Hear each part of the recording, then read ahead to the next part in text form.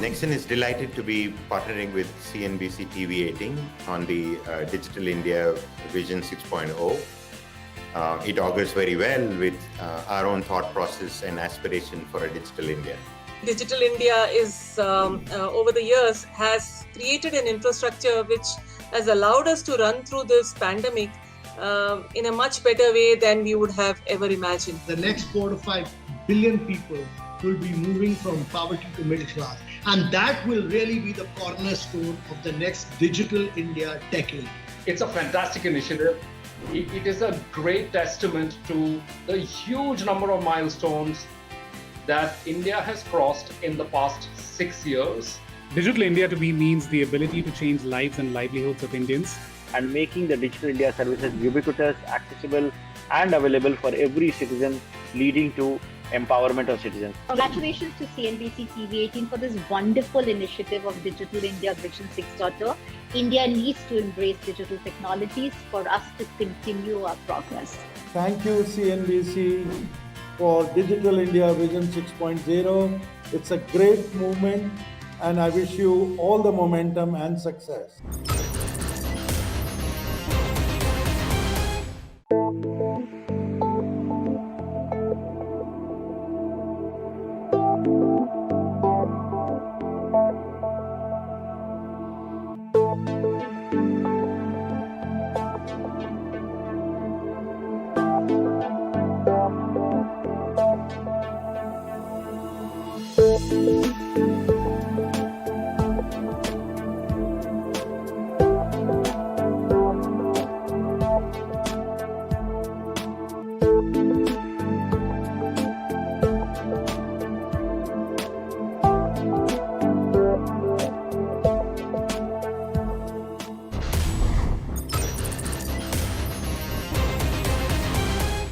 Nexon is delighted to be partnering with CNBC TV 18 on the Digital India Vision 6.0. It augurs very well with our own thought process and aspiration for a digital India. Digital India is, over the years, has created an infrastructure which has allowed us to run through this pandemic in a much better way than we would have ever imagined. The next 4 to 5 billion people will be moving from poverty to middle class. And that will really be the cornerstone of the next Digital India decade. It's a fantastic initiative. It is a great testament to the huge number of milestones that India has crossed in the past 6 years. Digital India to me means the ability to change lives and livelihoods of Indians, and making the Digital India services ubiquitous, accessible and available for every citizen, leading to empowerment of citizens. Congratulations to CNBC TV 18 for this wonderful initiative of Digital India Vision 6.0. India needs to embrace digital technologies for us to continue our progress. Thank you, CNBC, for Digital India Vision 6.0. It's a great movement, and I wish you all the momentum and success.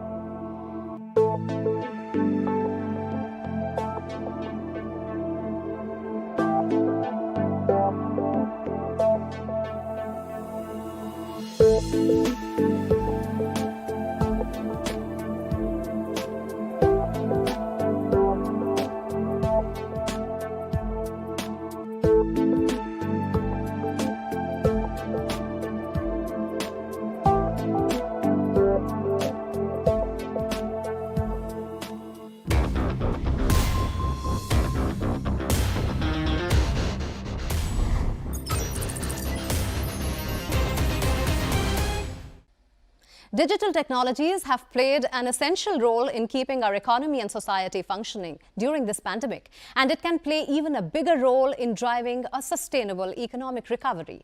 It is also the key to transforming the backbone of our economies from industry to infrastructure, e-governance to mobility and transport. Hello and a very warm welcome to the finale of our marquee initiative, Next Gen presents CNBC TV 18 Digital India Vision 6.0, where we are celebrating the 6th anniversary of the Digital India Mission. I'm your host for the day, Mugdha Kalra. Now, during the ongoing COVID crisis, digital adoption has taken a quantum leap at all levels and has brought in a mindset shift that has helped India accelerate faster on its journey to a digital economy. Through the course of the day today, we shall bring to you a series of actionable discussions with policymakers and eminent thought leaders across key sectors who are drawing up to a truly digitally empowered future. We have a wide range of topics on our agenda: e-governance, the growth of SMBs, cloud technology as an enabler, leading ladies of the tech world, and perhaps most importantly, data privacy and security as we all increasingly move our businesses and lives entirely online. First up, let's listen in to the opening remarks from the managing editor of CNBC TV 18, Shireen Bhan. Ladies and gentlemen, welcome to Digital India Vision 6.0, a marquee initiative by CNBC TV 18 to mark the 6th anniversary of the Digital India Mission launched by the government. I'm Shireen Bhan. Now, if the last 1.5 years are anything to go by, they are indeed a testament to the fact that digital technologies are at the forefront and at the center of our lives. The COVID-19 pandemic undoubtedly threw us at the deep end as far as acceleration of digital adoption is concerned, but India and Indians rose to the challenge and ensured the nation did not come to a standstill, even as we went through successive lockdowns and battled the biggest humanitarian crisis of our lives. The single unifying factor, the backbone and the leveler of sorts through these turbulent times has been the emergence of digital technologies powered by the internet. Today, the world has clearly shifted. Scenarios that seemed impossible almost a few years ago are now our new reality. The way we carry on with our professional lives from remote locations, the way we access critical services like healthcare and education with a swipe of our smartphones, the way we shop and make payments, and even the way we get entertained and consume content through gaming or OTT platforms. All of this is a testimony to the fact that India is perhaps experiencing the perfect digital storm. In that sense, the pandemic has offered tremendous opportunities to smart problem solvers to innovate and cater to the varying needs of 1 billion+ people and build tech-driven, sustainable business models that don't just make in India, but make in India for the world. These are the riders of the digital storm, and we've seen several of them become unicorns in the recent days. In a country as vast and complex as ours, the challenges of infrastructure, investments, driving, inclusivity, access and affordability for the marginalized sections are huge. But several non-profit as well as public-private partnerships are underway to address these challenges and to bridge the digital divide. A case in point is BharatNet, the world's largest rural broadband project that will eventually provide high-speed connectivity to all the 2.5 lakh gram panchayats using optical fiber. With delivery of e-governance, e-education, e-banking, e-health and agri-tech solutions, BharatNet will be the enabler of several initiatives for an inclusive and connected knowledge economy. We do hope the pace of this ambitious and game-changing project picks up soon, and that going forward there is strict adherence to timelines that have been missed. On the business side, Industry 4.0, or the digitalization of manufacturing using smart machines, embedded software systems, and the Internet of Things will bridge physical and digital worlds like never before. Now, much of this will be possible with the rollout of 5G that is being touted as the next wave of technological revolution. High-speed video downloads, immersive augmented reality experiences, and all in all, a safer and more sustainable society can all be powered by 5G. But how soon can 5G be rolled out in India? What are the big challenges and what is the roadmap ahead? These are some of the questions that we will attempt to answer here at the Digital India Vision 6.0. the backbone of our economy. Our small and medium enterprises were the hardest hit by the pandemic. They have, on their part, also stepped hard on the digital transformation accelerator, and several government as well as private sector initiatives are helping them recalibrate themselves to a digital future. We will also engage with some of them on this platform. On the payment side, as cashless and contactless become trends to watch out for, India's financial services sector is innovating fast to empower citizens and offer them convenience at their fingertips. The National Payments Corporation of India is bringing innovation and reach to retail payment systems using technology. UPI, Bheem, RuPay and FASTag are some examples. And when it comes to the fintech sector, India is the world's playground, and we have the highest fintech adoption rate globally with over 2,100 fintech players, a market valuation of over $31 billion that is expected to grow to $84 billion by 2025 at a 22% growth rate. So the opportunity is huge. But with billions of connected devices, as we look at continuous and high-speed data explosion across sectors, challenges of data protection and cybersecurity need to be tackled for the country as a whole. And recommendations are under consideration. The Personal Data Protection Bill is a step in that direction, a landmark reform for the country that, of course, is awaited at the moment as the bill in its current form continues to undergo changes and has not kept its date with Parliament. So the wheels of creating a truly digital India have clearly been set in motion, and through this unique initiative, Digital India Vision 6.0, it is our endeavour at CNBC TV18 to facilitate stakeholder conversations that can help draw up the blueprint for the future.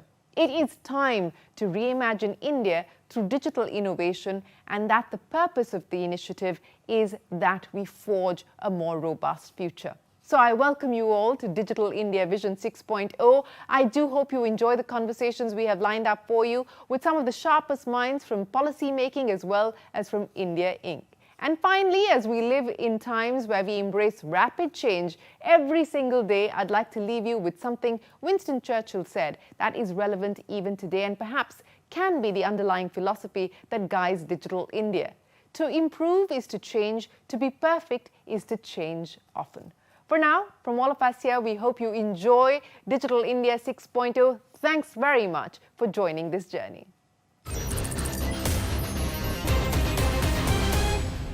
Thank you, Shireen, for setting the context for the summit ahead. Moving on, in 2015, the government launched the Digital India Mission, a flagship program to transform our country into a digitally empowered, inclusive society and a connected knowledge economy. On the 6th anniversary of the Digital India Mission, we see a transformational change as to how the country has evolved by leveraging the power of digital technology. A fully digitally connected and empowered India undoubtedly helped improve the socio-economic condition of people by providing critical services and high-quality products till the very last mile. It also opened up access to new employment opportunities and citizen-centric governance, particularly for those who are at the bottom of the pyramid. Next up, meet the man who has been quite instrumental in making the government realize its vision of Digital India so far. He is none other than the CEO of National Health Authority, Mr. R.S. Sharma. Shireen Bhan catches up with him in a fireside chat on the theme, the future of e-governance. When India embarked on its ambitious digital journey with the launch of the Digital India Mission back in 2015, the man who was entrusted with the job of aggressively pushing it to make India a knowledge economy and digitally empowered society was R.S. Sharma, the then Secretary in the Department of Electronics and Information Technology. From his active role in the rollout of Aadhaar to steering the Telecom Regulatory Authority of India, Dr. Sharma has been a key architect of developing India's critical information technology and telecom policy initiatives. Earlier this year, he was given the charge as National Health Authority's CEO to ensure a smooth rollout of the ongoing National Digital Health Mission, which is responsible for the implementation of the Ayushman Bharat Pradhan Mantri Jan Arogya Yojana. And more recently, amidst the COVID crisis, he was named as the chairperson of an empowered committee for COVID-19 vaccine delivery technology platform, CoWIN.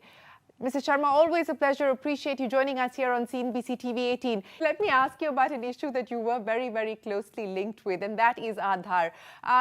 Many argue and many believe that it has the power of transforming the way that citizens engage with the country. Of course, there have been challenges along the way in terms of accessibility, inclusion, matters that have been addressed and dealt with by the Supreme Court as well. And hopefully those issues have been addressed and will be addressed in the future as well. What were the biggest challenges as far as the Aadhaar rollout was concerned? I mean, what would wake you up at night when you were dealing with the Aadhaar project? Well, I think the way we had structured Aadhaar and its implementation is actually a lesson to many projects in this country. For the first time in this country, we had said that we will pay on an outcome-based basis, which means that if an entity gives me data of a person and that data results in generation of an Aadhaar number, which means the person has not been registered before and the data is of a given quality, then I will pay that entity a sum of 40 rupees or whatever that amount was agreed to. And that actually created a virtuous cycle of implementation, whereby we could do 1 billion plus in 5.5 years. I don't think there is any platform in the world which has scaled to 1 billion in less than 6 years. So that was one of the greatest, positive learning from Aadhaar.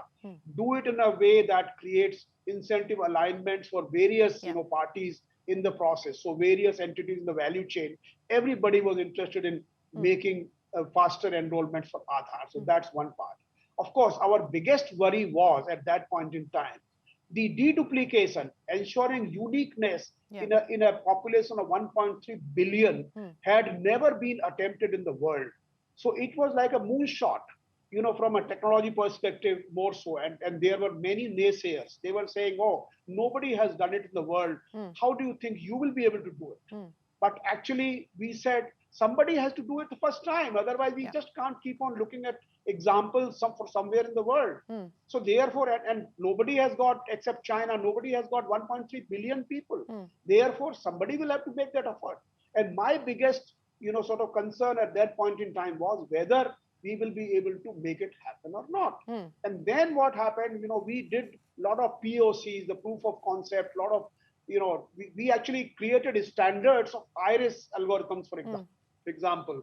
Iris technology was used for the first time. The biometrics were used for the first time for developmental purposes, because they were always used for forensic purposes. You used to have those fingerprints, matching fingerprints, criminals and all that kind of thing was happening. This is the first time that we used fingerprints and iris as the technique for deduplicating, and which means ensuring unique identity. So that was the biggest concern. And I think fortunately, we proved that that was actually a wrong concern. Of course, the other concerns were the privacy concerns. Unfortunately, people did not understand that we had built privacy by design in the Aadhaar. So Aadhaar, since the beginning, of course, you remember 2009, there was no privacy law. There was, privacy law is not here even today. But what I'm saying is the debate around privacy was not so large as it is now. So we had built, and even after 10 years, the Honorable Supreme Court decided that Aadhaar does not violate privacy. So that is actually the result of a design thinking where we ensured that privacy is built into the entire architecture of Aadhaar. So these were some of the learnings which we have, and I think these learnings can be utilized fruitfully in many other information technology projects. Let me move to talk to you about COVID and what the learnings from Aadhaar were that you took forward as far as COVID is concerned, and what the biggest challenges were in order to get COVID up and running. For instance, I remember, you joined the project on the 10th of January. We saw the rollout and the launch of the vaccine program on the 16th of January. It wasn't enough time to start with. I also remember you told somebody in a previous interview that COVID was like being on a railway platform. The platform was full of people, but there were very few trains. So how did you go about provisioning for that? Well, that's a very interesting question, Shireen, and let me answer in two parts. One is, what learnings have we incorporated in COVID? That's one part. And secondly, whether COVID, how has been the journey, short journey of COVID in the last 6 months, so to say. So one is that when we designed COVID, then one of the learnings is any system which you design in India has to cater to 1 billion plus people. So the system has got to be scalable. One can design a small system and it can work, but when so much of load is given to the system, it doesn't work. It doesn't scale up. So scalability is one part. Second, open architecture. That's also very important because one can design a monolith system, but that monolith system is a system where change in one component will have side effects in other components. So that's not a good architecture. A good architecture is one where you design a system and you publish the APIs as to how the system will connect to other parts. And even some components of the system internally also should be joined together through these APIs, through what is called microservices nowadays. So this is the architecture. So we, you may be aware that we published the APIs since the very beginning. The later part, people connected, and there are hundreds of parties now which are connected to COVID to provide the search of the hospitals and to booking in COVID. Initially, there was only Arogya Setu, which was doing that work, and the COVID portal. So, but this APIs or connectivity with other platforms was not an afterthought. It was the beginning itself. We had made it in that way. So that is the one part. And we created a platform. We did not create an application. We created, the platform had 4 applications. One is registration. Another is basically hospital onboarding. Third is vaccination. Fourth is AEFI. Fifth is the download of the certificate. So these were some of the things which we had created at that time. So that's the way it was able to scale up. And then, of course, we had sized up the system to do, billions of hits, so to say, in a given time. So if you remember, on 28th of April, we had 1.37 crore, registrations which took place in a matter of 8 hours. So that's one part. So this is one of the principles, and Aadhaar also had followed the same architecture. We had actually multiple stages of data upload of the people, then the processing of the data, then going to the deduplication engine, and finally printing the Aadhaar letters, dispatching them. So it was a whole process of an assembly line, so to say. But we did not make it as an assembly line process. We made it into an independent, processes which were connected loosely through APIs. And that's what we have done in COVID also. And that is why COVID has proved to be now we have 45.5 crore people on COVID which have been vaccinated. Each person's vaccination details are available with us. Each person can download the certificate. It is absolutely inclusive. It's now available in 12 languages. It is, I mean, inclusion, nobody can challenge inclusion. It is also easy to, get into. So I think all those principles of interoperability, easy accessibility, inclusion, then of course, local language availability, multiple levels, multiple ways of registering into the system. You don't have to, do a prior booking. You can just go to the center, and if the vaccines are available, you can get vaccinated. So these are some of the principles which we had put into the COVID platform. And one of the fundamental and overarching principle is citizen-centric design of COVID. You preempted my question, sir, because at the end of the day, any policy or any technology will need to keep the citizen at the heart, will need to be an experience that the citizen will find easy to use and easy to access. So let me end then by asking you, in light of the changes that we've seen happen, we've seen digitization take off in a big way, especially through the COVID pandemic, forced primarily out of necessity because of the lockdowns, etc., but now being nurtured on account of convenience. What do you believe will need to be the next steps that the government focuses on? And also in terms of public-private partnership, you spoke about many of the partnerships that we've now seen as far as COVID is concerned and several other government projects. What do you see as the future of public-private partnerships and the concept and vision of Digital India? Well, thank you, Shireen. That's also an extremely important question. I think India has now perfected the art of building big platforms. We built Aadhaar, we built UPI. UPI is actually a wonderful, sort of artifact, which allows you, enables you to transfer money instantaneously without cost from any bank to any bank in real time.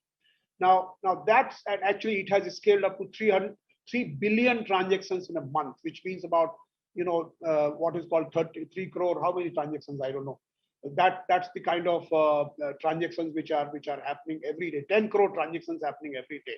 Now these platforms, now I think we can extend to many areas.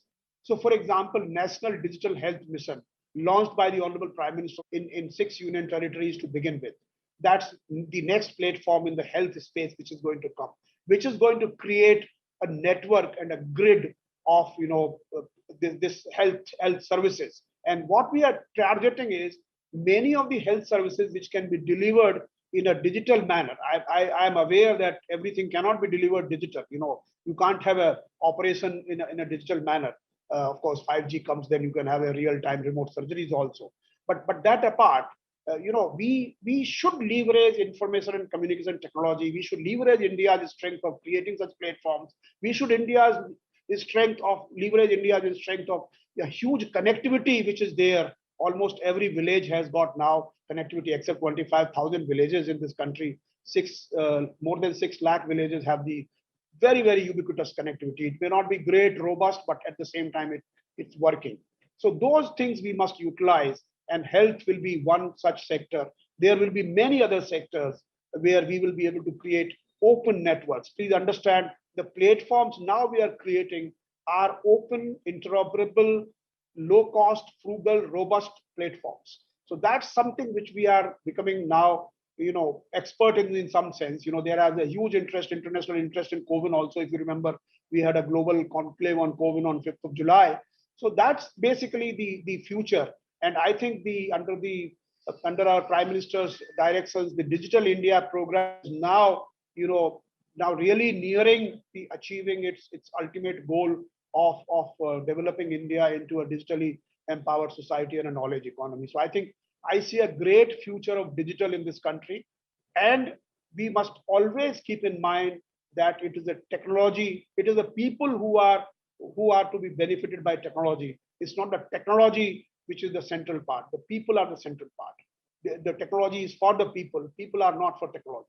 So that's the vision which we must always keep in mind. Absolutely, and it must work for the people, because that really is the point of this, is to make transactions more efficient, more transparent, more just, and hopefully much more inclusive as well. R.S. Sharma, it's always a pleasure. Appreciate you joining us here on this special edition of Digital India. We appreciate your time, and thanks very much for sharing with us your insights of the past and, more importantly, the road ahead for the future. Thank you very much, Shireen, for having me on your channel.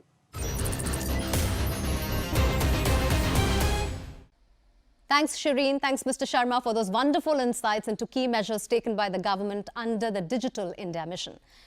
The next session is all about the power of 49 in the IT sector. Now, women constitute 34% of the IT workforce in India, with majority of workers being under the age of 30. Indeed, the women of the Indian IT workforce have significantly powered its rapid growth, and the country is now almost at 50-50 gender parity ratio as far as STEM graduates are concerned. Also, in today's post-pandemic world, there have been an array of new opportunities for women, especially in the work-from-home setup and flexible work hours. In the upcoming session, female leaders from IT industry will delve into the challenges and opportunities the sector presents for the women workforce and how they should navigate on their journey to becoming the leading ladies of tech. Over to Mridu Bhandari, editor Special Projects at Network 18 for the session. Thank you, Mugdha. Hello and welcome everyone to this very special session with the leading ladies of technology in India. Well, it's true that around 43% of graduates in the science, technology, engineering and mathematics space, or STEM as we call it in India, are women. But when it comes to jobs, women have just about a 14% share of the STEM jobs in India.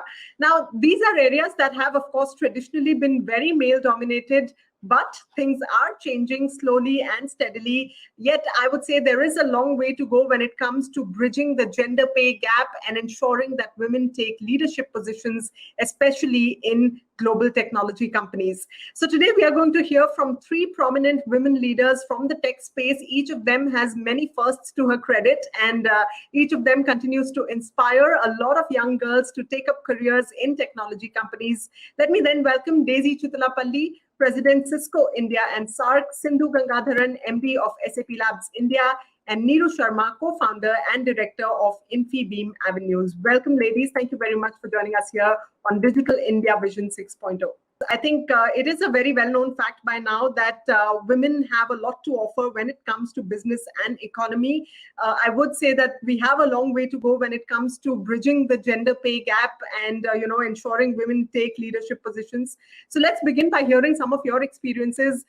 Sindhu, you are someone who has spent almost 18 years of her career abroad in Germany, and in India, of course, you are the first woman MD of SAP Labs. Give us a sense of the kind of mixed experiences you've had, and is the perception of women leaders any different in the developed countries than it is in a country like India? Mridu, based on my experience of working extensively in both in Germany as well as in India, I can absolutely say that the gender gap in the industry is clearly a reality across the world, right? And this is irrespective, even if you take some of the most technologically advanced countries in the world.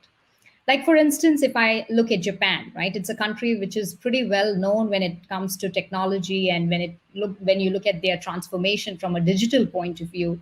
But again, if you look at the women who code in Japan, they're just 13% of the entire workforce there. And like you rightly said, Mridu, in India, we have the highest number of female STEM graduates, right? Approximately, what did you say, 43%. And that is absolutely higher than any other country out there, be it in Germany or be it in the US or be it in the UK, right?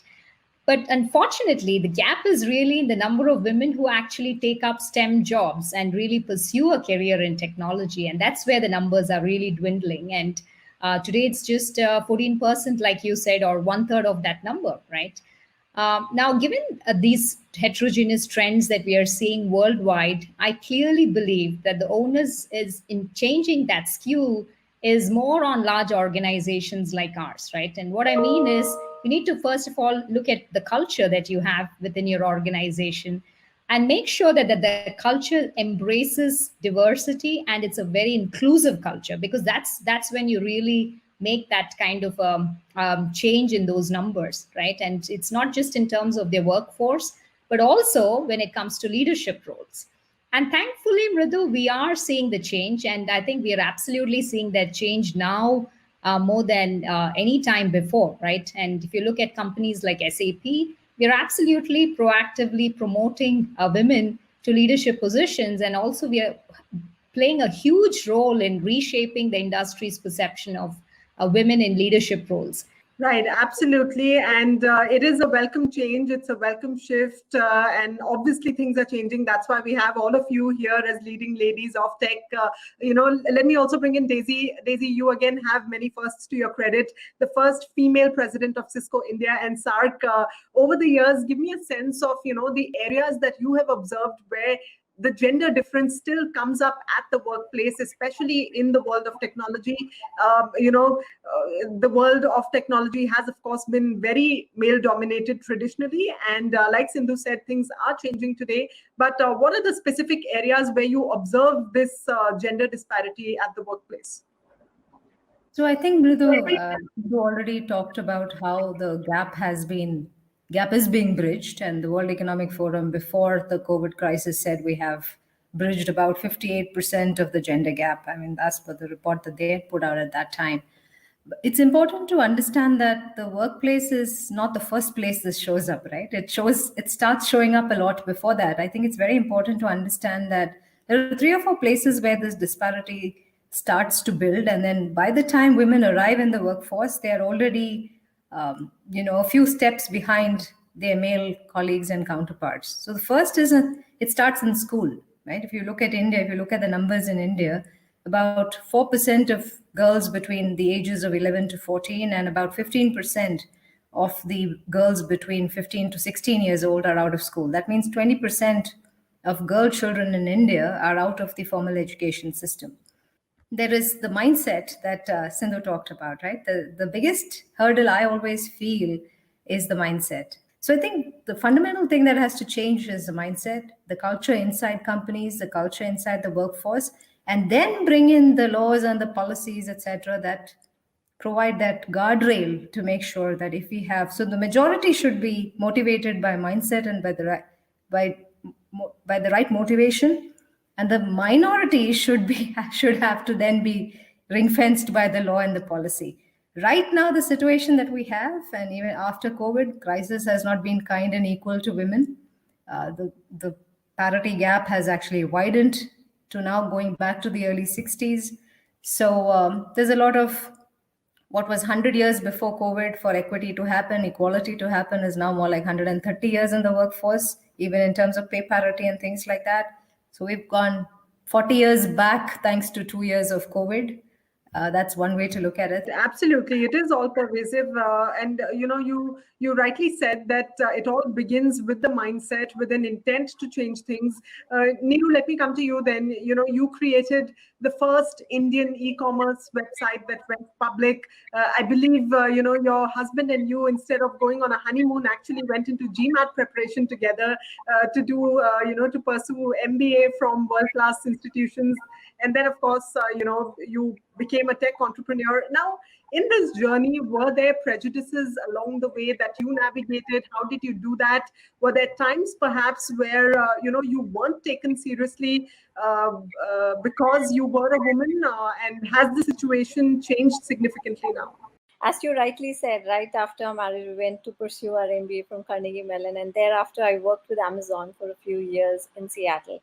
So the environment there, before I jumped onto this bandwagon of entrepreneurship, the environment at Amazon also, I would actually just add on to what Sindhu and everybody said just now. Even in the West, I could see most of these leaders who I worked with, even at Amazon, were primarily males. I mean, they were a group of very visionary, very strong backgrounds, very strong technically, but most of them were males. And I never had that prejudice in mind. I mean, even when I was at Amazon, I wouldn't even notice things like that. But coming back to India, when I decided to jump on and take up entrepreneurship, I think the first question that I could get from the, probably not the immediate family, but from all these people around you and the community you exist in, was why do you want to leave a well-paying, stable career with Amazon and you want to move back to India now and then start into entrepreneurship? Because for them, entrepreneurship, perhaps there was this kind of notion that it wasn't meant for females, or at least for the females who had a well-paying job, who were well settled in their careers. Now, why do they have to take this plunge and risk everything? And then when you're an entrepreneur, so entrepreneurship for me, it comes from this word, right? That we call it antarprerna. So entrepreneurship has this origin in this Sanskrit word. So you are yourself inspired to do something big. There's so many females who want to do something big. Now, if you have trust in your idea, you have trust in your passion, then there should be nothing stopping you. And you may succeed, you may not succeed. If you don't succeed, you end up learning a lot, maybe more than if you succeed. So there is no failure in entrepreneurship. So anyone who has that and who wants to take that should go all out. This is the right time to be in India, in the digital ecosystem, and contribute. The sky's the limit. I would say COVID has even brought all these geographies. It has removed all boundaries of countries. So any woman sitting anywhere around the world can now apply for a global position. So this just shows that skills are not even carried by these boundaries which countries have developed. What are we talking about? What are these boundaries which probably just gender is getting?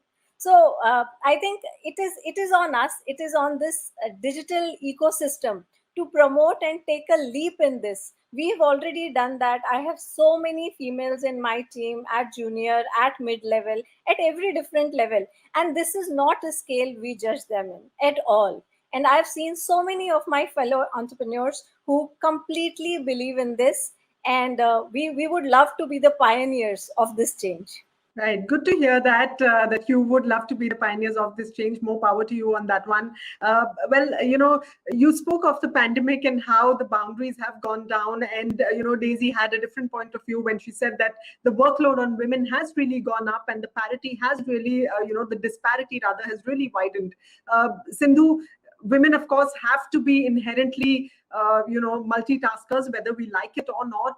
We are primary caregivers at home. Now, what's your point of view as far as COVID is concerned? It has been a boon of sorts for some women because, work from home has added flexibility to our lives. Do you think we will now see far more women who dropped out of the workforce for, geographical constraints or timing constraints coming back to the workforce? Or do you think, this disparity is going to widen further because the workload has indeed gone up as the lines between work and home have blurred out? With physical locations becoming completely irrelevant today, I personally think this is a phenomenal time for women to once again set their goals and really chase those goals really without any limitations. The sky is the limit, like Neeru said, right? In fact, for me personally, I'm loving the fact that I can spend a productive day at work. But at the same time, I can always go in and check on my kids during their online classes, even get some time to just spend with them, which otherwise, if we were on regular transit, travel to work, or even the Whitefield traffic here in Bangalore can be crazy, right? So what I'm saying is, I just want to make sure that I request every woman out there to really leverage this opportunity and chase your professional and dreams that you might have, right? Because now it's so much more easier, so much more convenient. So you don't have, and it doesn't matter where you are, which geographical boundaries. I think this is a great time for women in tech. Let's also then talk about those numbers that we discussed earlier. Daisy, like we said, India has more women STEM graduates than the US, UK, or France. Why then do we have, such few women taking up STEM jobs? And what do you think tech companies like yours can do differently to really push women to take up those careers in technology? So, Mridu, you're right. I mean, the percentage, I remember when I went to college, engineering college, we were not a quarter of the crowd. And then today, it's 50% of the crowd that goes to engineering schools and B schools. It's an equal representation. It's a very good representation of the population.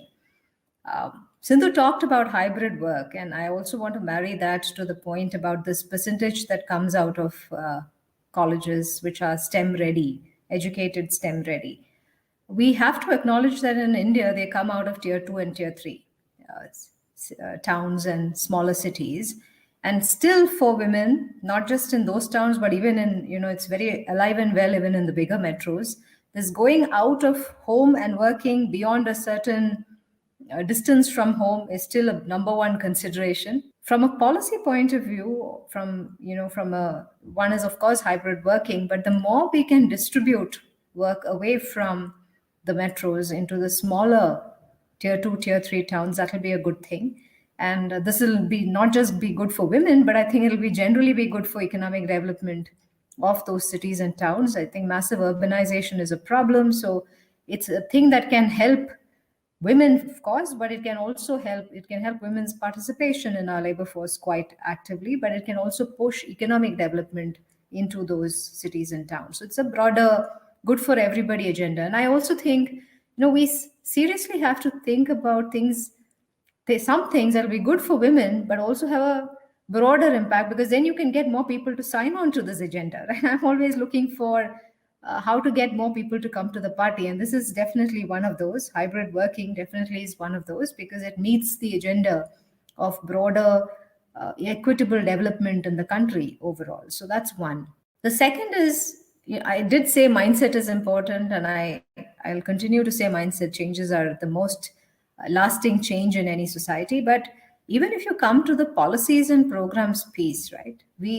Sindhu and I both belong to global companies which have the right frameworks and structures and policies in place. And I know Neeru will do that because she's the founder. She sets the agenda for her company. But the story in India is far from perfect. So even if you take the POSH Act, so the Prevention of Sexual Harassment, is a law, you have to have an internal committee to investigate these cases when they're logged. The number of businesses in India that do not have, who may even be listed, who are fairly large in size, but who do either A, do not have an ICC, or even if they do have an ICC, whose track record in terms of handling these complaints is also, an issue. So even at the basic structural level, and I gave POSH as an example, but I'm saying even at the basic structural level, let's not assume that all companies in India have all the right frameworks and policies in place to support women and other disenfranchised groups at the workplace, not just women, but also other disenfranchised groups at the company level. And I think that is an important conversation also to be had. How you set that inclusivity agenda at Infibeam. You have been an employee before turning entrepreneur. I'm sure there are lessons that you've learned along the way that have helped you shape the culture of your company. Give us a few examples of what you're doing there. So, Ritu, one is the policy framework, right? As we all agree that there is a policy that the company lays out, and there is a policy which is deeply inherent in the culture of the company, and that protects any kind of biases, any kind of differentiation. So that is one. Now, having said that, I think not everything can be policed, right? So setting the culture right in the company is very, very important. So for us, I think more and more trust we try to put in all the female employees that we have at our company, that they should trust in themselves and they should respect themselves more than anyone else. So reach out, call out, ask for advice. And then in case you think anything is happening which does not align with the cultural values of the company, these biases need to be discouraged from day one. All employees need to be sensitized that all work, all coding, all software technology, all competent can be built over time. But this is something that has to be very serious in your behavior from the day you join the company, because it will not be tolerated. Right, absolutely. That's easier said than done, though. But great points there from you, Neeru. Let me also spend a quick minute on the gender pay gap, which continues to be really wide. In fact, world over, women earn about 20% less than men for the same jobs, while also being primary caregivers at home. And this is across sectors, not just in technology. Sindhu, give us a sense of your personal experiences. What did you do differently to ensure that you climbed the corporate ladder, you reached to the top? For instance, in your behavior, were you different from your peers? We as women are often underconfident. We often do not demand our worth. Is that something that more women should be speaking up about? And two, as a prominent woman leader of the tech space in India, what are some of the initiatives that you're putting your might behind in terms of promoting gender sensitivity and inclusivity? Yeah, maybe I start off with the first point, Mridu, and relate to a little bit to also what Daisy mentioned, right? A lot goes into the frame in which you operate in, right? And I think she's absolutely right. The mindset with which you are also brought up as a child, right, plays a very important role throughout, right? I mean, yes, upskilling and relearning and value systems that can be adapted, but that general framework, I think, which is set very early on in your life, plays a very important role. But I'm also super proud, right, to be with SAP, where we are a gender equal organization, and we are also recognized as the best place for women to work in India. And we're one of those few tech organizations, Mridu, in the industry with 32.8% of our workforce, women in the workforce. And we're actively chasing the 50-50 number, right? And that's our goal for 2025. And we also have a great leadership team also at Labs India who share that common vision, right? You need to have that common vision. You need to have the leadership coming together on that common vision of building and sustaining a truly diverse and an extremely inclusive culture in the workspace, which all of us are super proud of. And that pride is what ensures that sustained culture in the organization as well, right? And multiple things, right? Pay equity, pay transparency, or leadership development programs for both men and women in the organization. female employees being motivated to take on very senior roles in the organization, and also given the right platforms, the right encouragement, right, to advance their careers with very comprehensive training programs. And the other thing, we talked about flexibility and hybrid working models and so on. Flexible work hours for SAP is nothing new. We've always had that. And now we've even taken that a notch higher by introducing what we call as 100% flex policy. And trust me, this is super relevant, especially for women who are caregivers and who want to really choose when they work, where they work from, and what time, how much time they want to contribute into their work, right? And that gives them that kind of flexibility. And these policies are super important. Or if I look at our own hiring solutions, which we take to market, of course, very proudly, but a lot of technology also goes into those hiring solutions, which we use internally, but we also bring to our customers, where a lot of that bias in hiring is already kind of neutralized, where we're using machine learning, AI technologies to have those unconscious biases that sometimes are out there in a posting that you put out there, or the kind of job description that is out there. So really using technology to advance some of those changes that we'd like to see, and drive that kind of equal opportunities for women, not just at SAP, but also for the 500,000 customers that we serve worldwide, right? And our commitment is not just to these aspects, Mridu. We are also very much focused on the society, because the change happens when you have that also kind of permeating into the societies that we operate out of. And here again, right, multiple programs like Code Unnati, Nanhi Kali, Girls Power Tech, where we are really focusing on how we empower schoolgirls, how we make sure that young women can really look at digital literacy and also build up their skills to really help them have a successful career in technology.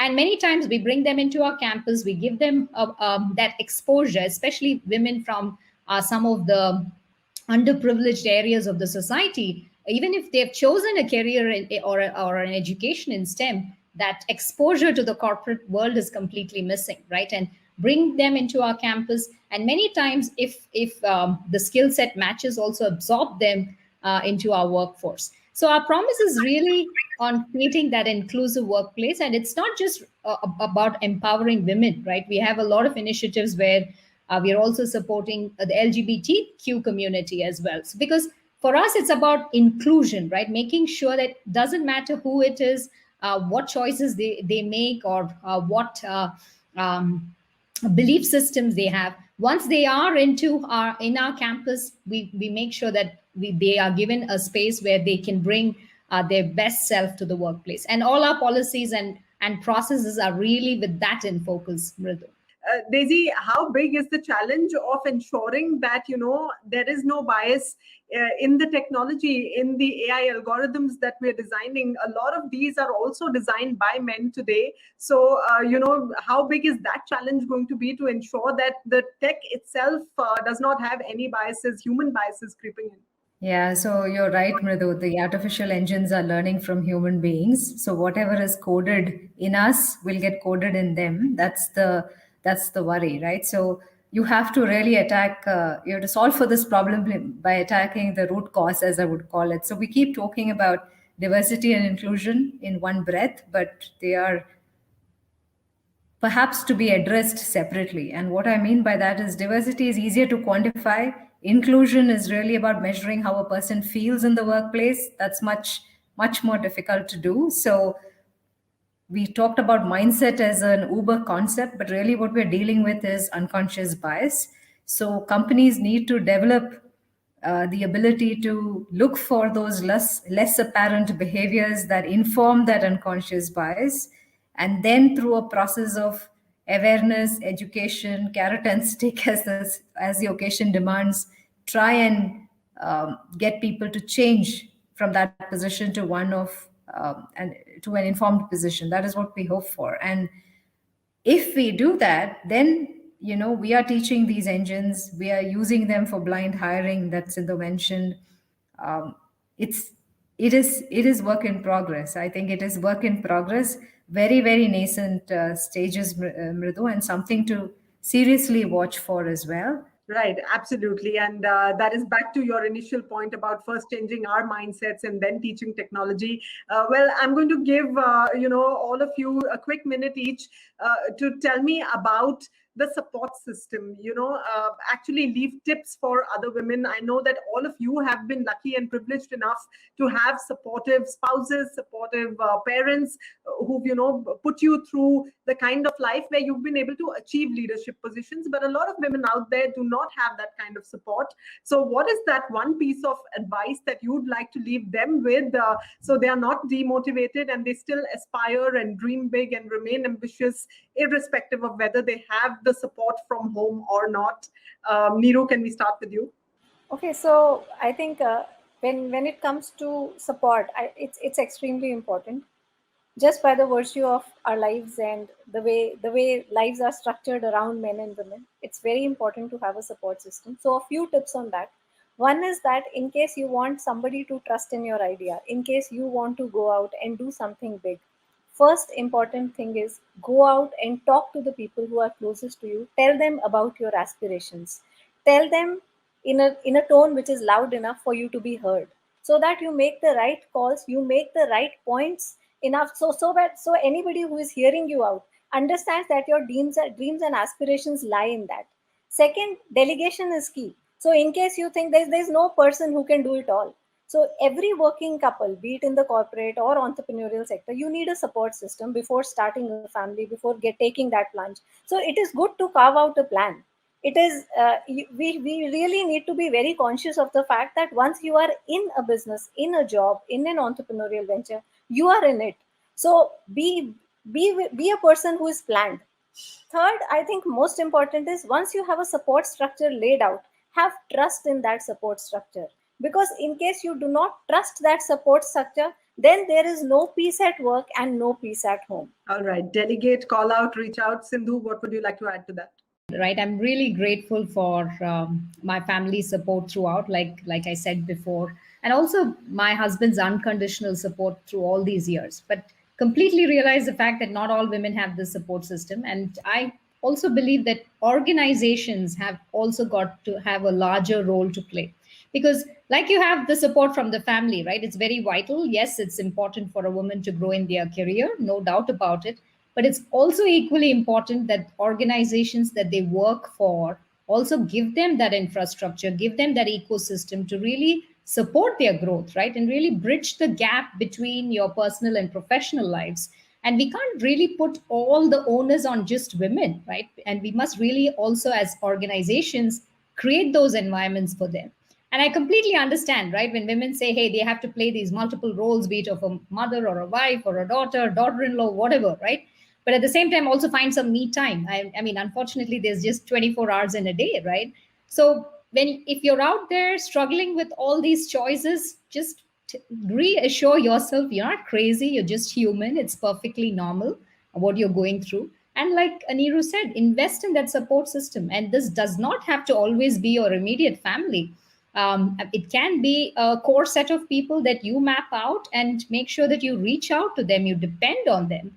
And many women underestimate the power of creating these kind of sisterhoods, right? And the power that comes with that sisterhood is really you have a judgment free zone, right? And you can always fall back on each other when you're in that zone. So I cannot emphasize that even more, but really women need to support each other. We need to also empower each other, and most importantly, stand up for each other. Right, absolutely. The power of the sisterhood is indeed very underrated. Daisy, what would you like to add? So I think everything that needs to be said is said. Asking for help, don't hesitate to put forth your opinion. The power of the sisterhood, I can vouch for that for sure. But I think women also have a responsibility to make sure that everybody understands. Nobody will put forward verbalize your potential and your dreams as well as you can. So take responsibility of doing that. And also don't give away choice and power to others to make your life decisions for you. Things will be difficult, not everything will be smooth sailing, but do not let something that is not your choice be played as your choice. And that happens to women a lot, right? Whether they want to have children, whether they want to have a career, it's sometimes I'm not sure the choice is the woman's choice or that's positioned as her choice. So don't give away the power. You have all the power to choose whatever you choose. Never give away that power to somebody else. All right. Well, ladies, it's been an absolute pleasure talking to each of you and hearing all of your experiences. Thank you very much for joining us here on Digital India Vision 6.0. More power to you for being incredible leaders and continuing to inspire a number of girls to pursue careers in technology. Thanks very much for joining us.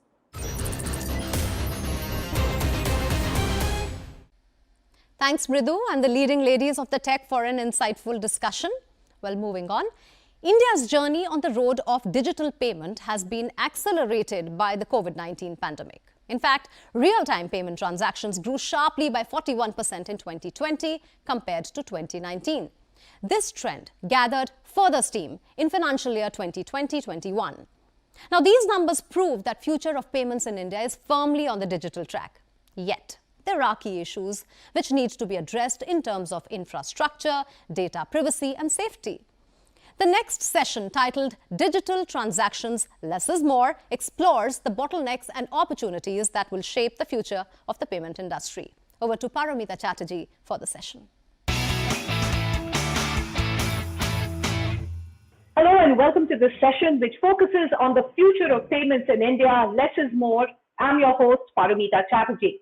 Now, India's journey on the road of digital payments has been accelerated by the COVID-19 pandemic. In fact, real-time payment transactions grew sharply by more than 40% in 2020, according to a study conducted by ACI Worldwide. This trend gathered further steam in 2021, which saw real-time payments grow by more than 26% despite the lockdown. According to the data by the Reserve Bank of India, this share of digital transactions in the non-cash retail segment grew to more than 98% in 2020.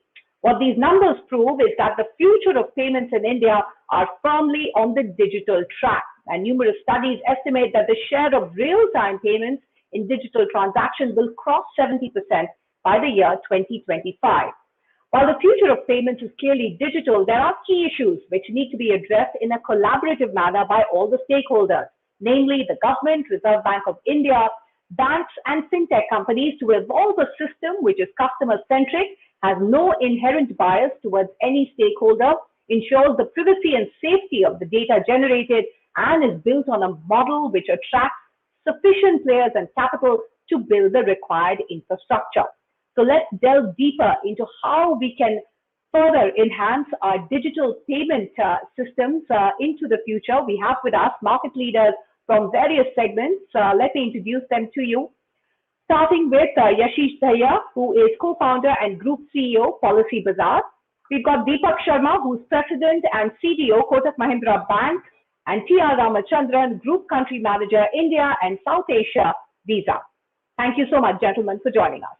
So as my introduction laid out, clearly COVID-19 pandemic has been a huge trigger to accelerate the entire digital transformation. Let me hear from all of you first, in terms of how this has impacted. What have been the incremental changes that you have seen in your business? Yashish, let me start with you, since your interaction is really with the customer. How has it accelerated the pace of digitization? So clearly, the multiple options available for payments have obviously helped the customer make his payments much easier, which of course increases the scope for digitization, in the sense once a customer comes to a point where he decides to buy, it becomes much easier for him. He's able to make his payments through the multiple modes available, whether it was the credit card. So when we look at our business, about a third is credit cards, about a third is net banking, and about a third is largely UPI sort of payments. And within those, monthly payments, small payments, putting things in a sequence for the next couple of years with minimal possible friction. Each payment mechanism has been evolving on those. And for us, those are very critical, right? So I think just something as simple as paying, over 12 months instead of paying one time helps the customer make a decision and makes the policy, which is, let's say, 20,000 rupees, suddenly 1,600, 1,700 rupees per month, which is far more palatable to the individual.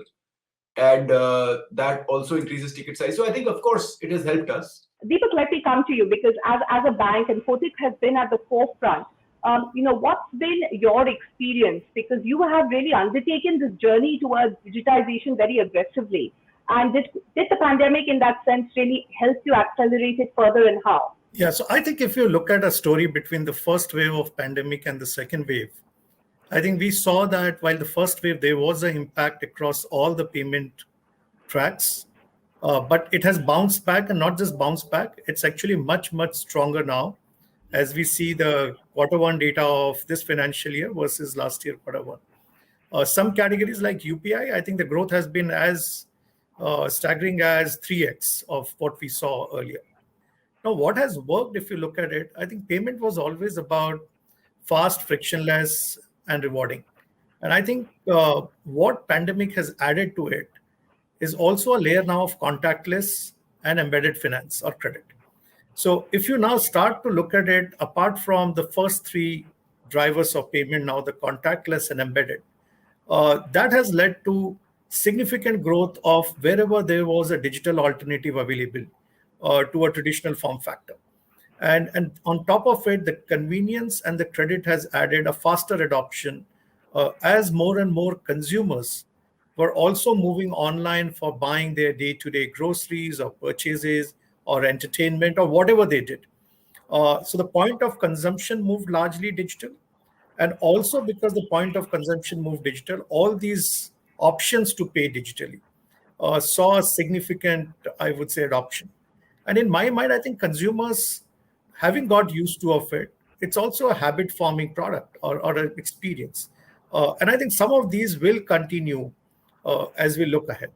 Mr. Ramachandran, coming to you, and you're representing a space which is on which there have been differing views in terms of how this whole digital movement is impacting you.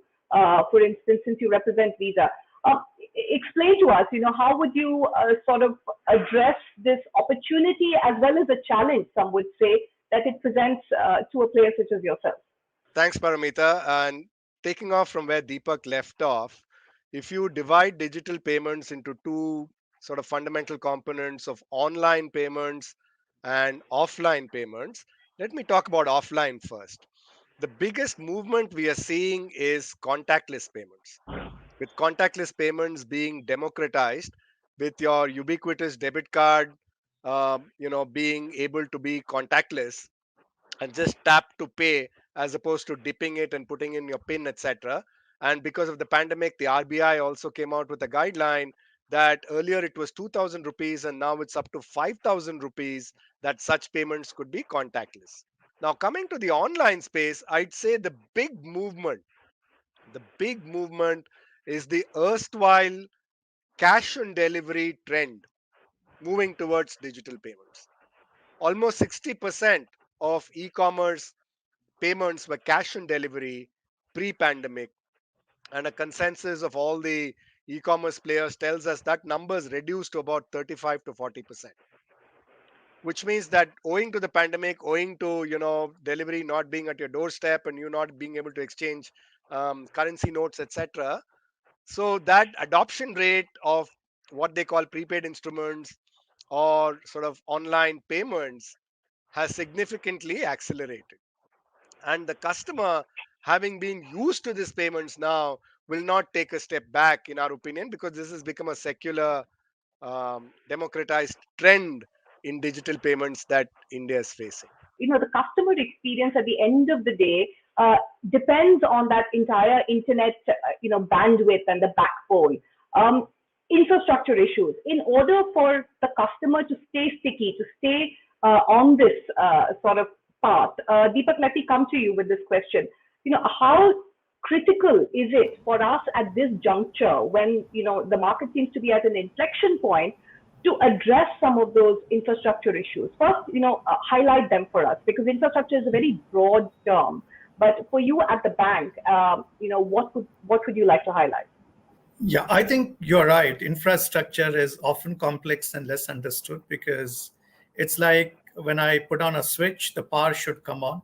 It doesn't matter really what is the circuit or how that entire wiring is done. And I think that's how typically the payment infrastructure has evolved over a period of time.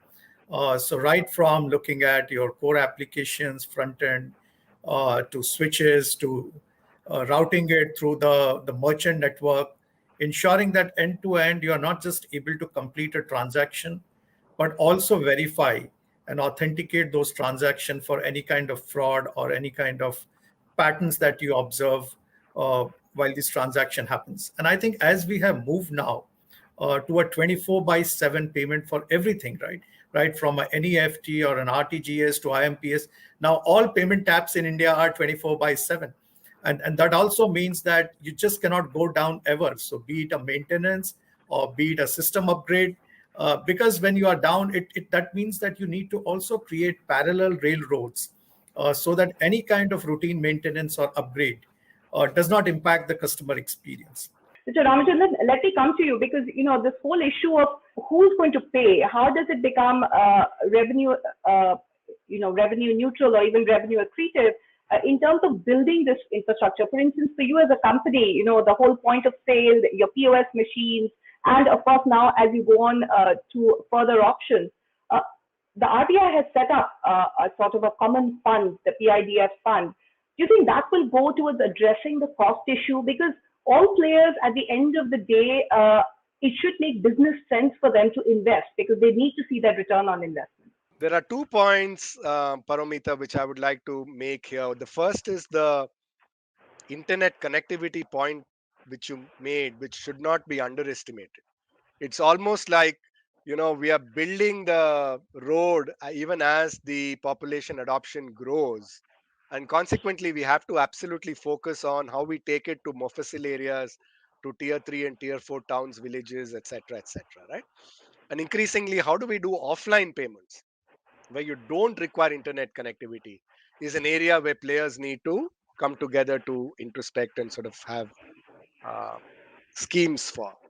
The second thing is, as you absolutely correctly call out, the Payment Infrastructure Development Fund, or the PIDF of the RBI, is a very, very welcome step.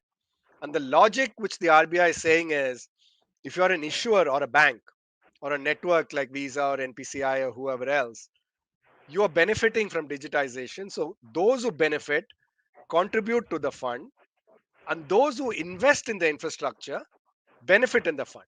So if you're a bank or if you're a fintech or if you're a payment facilitator who's laying the bricks and mortar for the infrastructure, you ought to be compensated for that. And the RBI has a target of adding 3 million acceptance points every year for 3 years from January 2021 under the PIDF scheme. And they're also talking about this scheme going to the northeastern areas, to the tier 5 and tier 6 villages. So I think there's a forward-thinking move by the RBI, but it's necessary, but it's not sufficient. There's a whole bunch of other allied infrastructure plays which need to be done in order to ensure that this is a rising tide. Yashish, let me come to you with this point because as a company, you have, and I think you alluded to it, because of the entire pandemic also, you have a lot of first-time customers coming to you. You've also leveraged technology very effectively. How does this whole issue of infrastructure and really all the options which are available to you as a fintech and a market leader provider, how does that impact you in terms of the kind of customer experience that you're able to deliver, right from going paperless to maybe some of the operational challenges that you may have faced? Yeah, so we have a full-time payments team which is constantly integrating with different payment formats. Now, why do they need to do that? And that in a way points out that it is not absolutely smooth sailing. Because otherwise we should not need a team, right? We would just put a plug into a switch and kind of just start operating. Each payment system is evolving.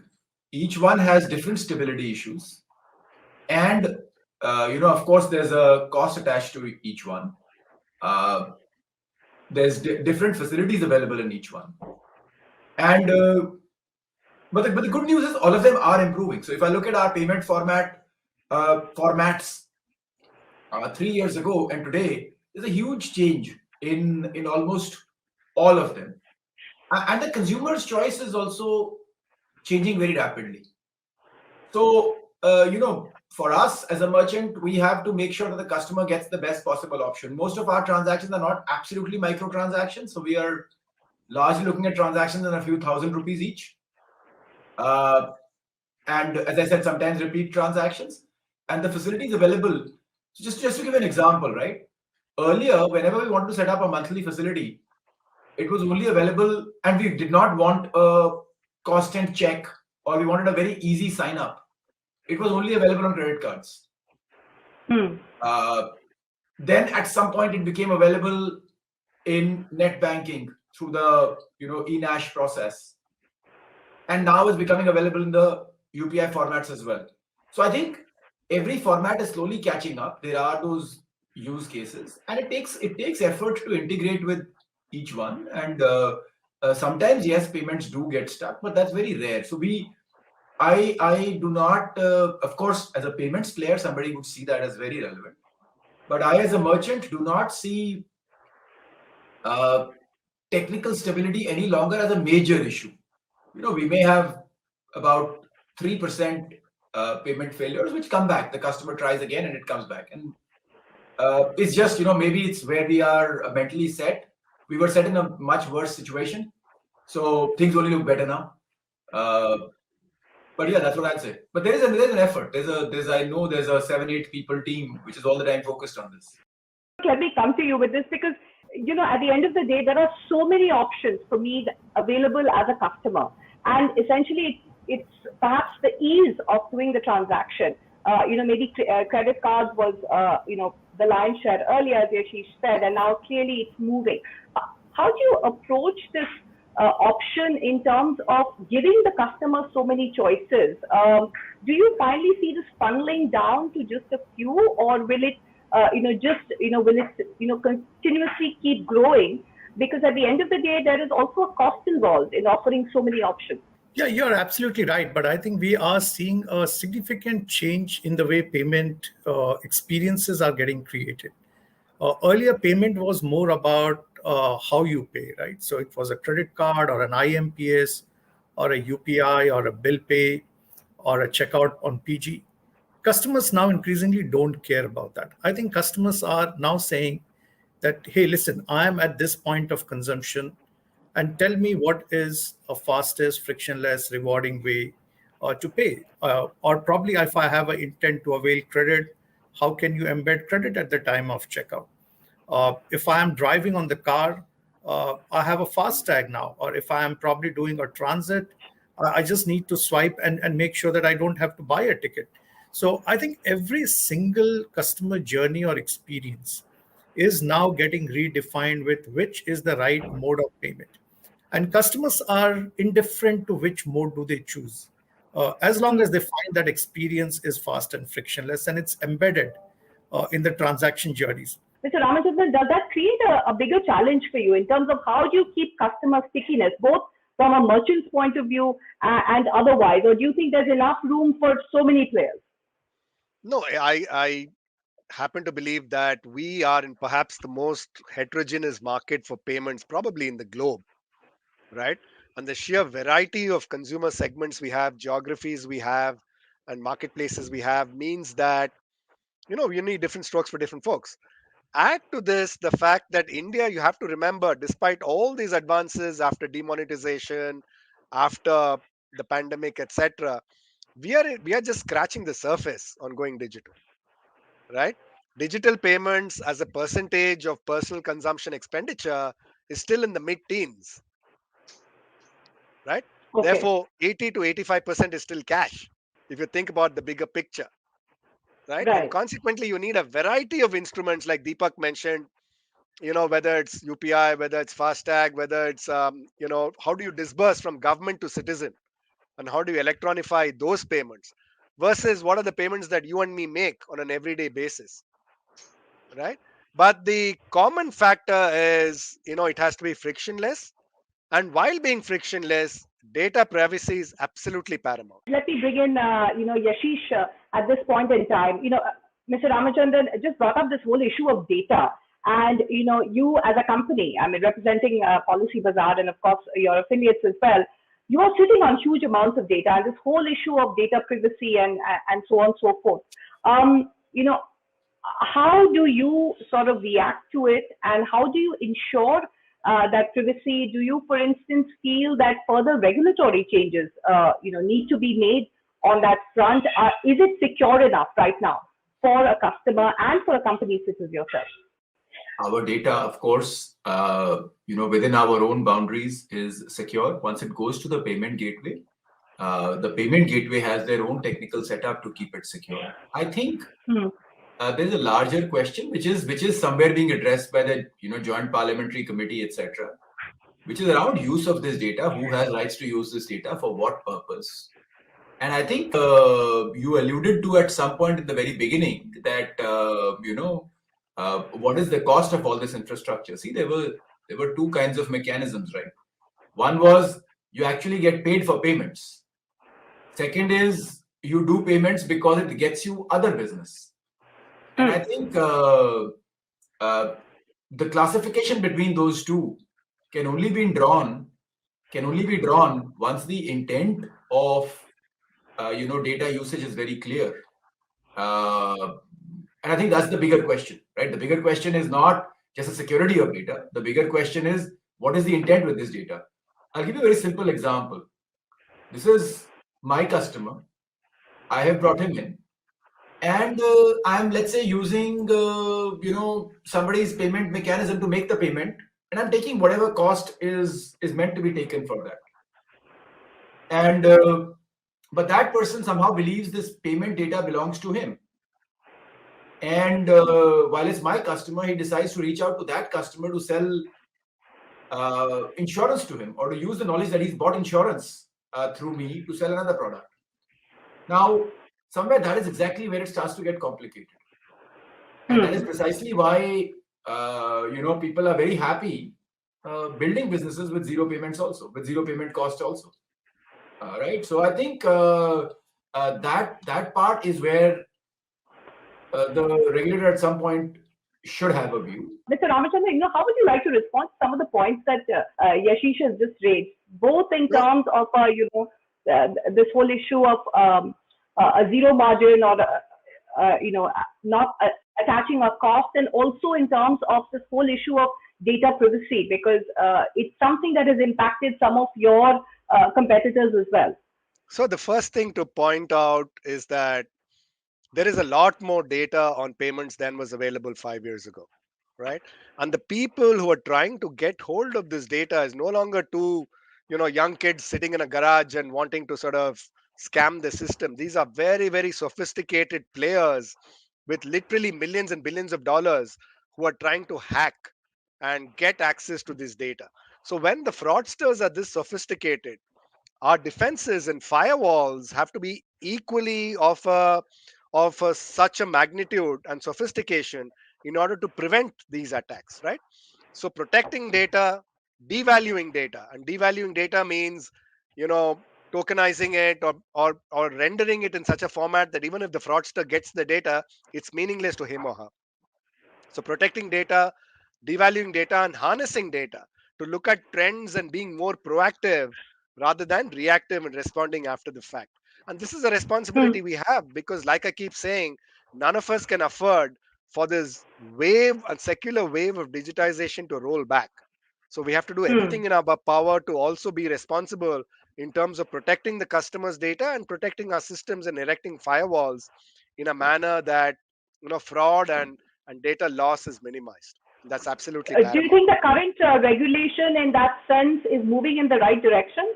I think the regulation is absolutely moving in the right direction, and many of the other, like the GDPR of Europe, etc., and our regulation is currently in Parliament, and then the bills will come out. But one is the legislative intent, Paromita. This is absolutely right, or the regulatory intent, and the other is the shared responsibility of the ecosystem and industry to spend as much on data protection and privacy and fraud prevention as we do on the front end. So I think everybody has to get together in order to sort of, because it's a joint and collective responsibility. Great. Let me throw this across to Deepak. Deepak, how do you respond to that? The collective responsibility, and also the whole matter of, resolving customer disputes, resolution of those of those disputes? Because that could also be a potential sort of roadblock towards further scaling up of this entire digitization process. Do you agree? No, I think I do agree with Rob because I believe every business today is a data business. And any kind of a breach on data directly impacts the trust and credibility of the firm. So it's no more a good thing to do, but it's central to what we do. I think organizations will have far greater accountability than saying, hey, listen, I process and data is a byproduct. Data will be the product and not the byproduct. And I think as we move that directionally, a lot is going to change. Yashish, we are talking about 2030 when, at least according to studies, but these studies could go wrong. The market is set for a dramatic change. What's your vision for the future? Broadly, what I see is Policy Bazaar largely built out as an online, capture of customers. Customers come to the website and they buy. I think customers want to be served in multiple ways, and thus you will see us expanding our offline services. Someone like Ram clearly knows the value of distributing insurance through the offline mode, and we will be expanding that as well. What does that mean? Our own customers who come to us on the website can buy on the website, can buy through the call center, can also ask for a physical meeting. And I think that takes the conversions up quite a few notches. And when you meet somebody physically, you are able to convert more, you are able to get larger ticket transactions, and you are able to get more transactions from the same person with multiple products. So the relationship starts to get built even stronger. We're also getting into corporate insurance, and there are a few models which have evolved in the country, like the POSP, etc., which we are very, very rapidly catching up on. Just to share with you, within 3 weeks of start, we are already at almost half the size of any player in the POSP market. So within about 60 days from start, we would be the number one in the market in the POSP side. So that is clearly one direction that we hope to build in. Because it's very, very easy, right? So the POSP side is really easy to build up. So we definitely would be taking some scale from there. Let me come to you, Deepak. How do you foresee the future over the next decade or so? You've started on a very aggressive note. Will the aggression continue, or is it a time for consolidation? No, I think a lot will continue before we even see consolidation, because I still believe we are at a very, very early stage of expansion of the payment ecosystem in the country. Because there are more and more new payment options are getting created, and each of them are finding their own natural market. So one of the things like we have embarked on is what we call is the wrapped payment experience. Now, wrapped payment experience is nothing but while you have a payment that happens, but it happens for a particular purpose. And how do we start extracting each of these around consumers? So for example, we did something like a pay to contact about a few weeks back. And even though UPI is popular, a pay to contact generated millions of transactions in a very short span of time. So you often wonder, where are these customers coming from? And every time you bring in a new experience, you find there is a lot of adoption. And as you asked a question of probably 2030 is difficult, but I definitely can say that the way things are heading, we will see more of payment, invoicing, credit, taxation, all getting embedded in a common flow. That means that we will start to see payments which are becoming more traceable, transparent, and trust-built, which can move on to blockchains. Also, in fact, I am quite upbeat about the central bank digital currency and the prospects that it presents around us. And I think as we start to see payments getting embedded in every single category, I think this market is here to keep growing, at least for next 1 decade. I mean, that I can see for sure. So, Ram, final word for you. How do you foresee the market? You made that observation about cash on delivery and the transition towards e-commerce. India is primarily still very big on cash. Do you see some sort of a few steps back and a few steps forward kind of transition over the next decade? I think we have to keep chipping away at this. And I want to just call out two things which my fellow panelists made, and both of which are incredibly insightful points. The first point which Yashish made is on fintech. And I think the fintech ecosystem will play a significant role in this whole sort of movement over the next decade in terms of democratizing payments, in terms of making it easy, accessible, and friction free. Number two, Deepak spoke about digital currency. Now, obviously, crypto is not, the government and the regulator is sort of iffy about crypto. But if you talk about central digital currencies and CBDCs, as they're called, central bank digital currencies, that will play an increasingly important aspect, especially of conveying of benefits and money from point A to point B, particularly government to consumer flows, which are a very, very large flow. So net, like my fellow panelists, I'm incredibly excited about the size, scope, and potential of digitization of payments in this country over the next decade. India is arguably leapfrogging many of our other countries in terms of digital payments, and there is only one way to go. Despite the bumps on the freeway, it is a ride for the future. Thank you so much, gentlemen, for being a part of this session. So that brings us to the end of this discussion on the future of digital payments in India, which is part of the Digital India Vision 6.0 Summit. Thank you so much for watching.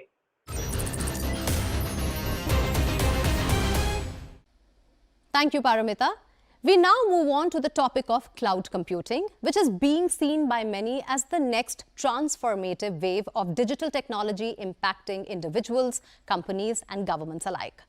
IT teams are rushing to embrace cloud-built applications and relocating existing digital assets. Decisions for cloud services taken now will signal a paradigm shift from on-premise systems to predominantly cloud system.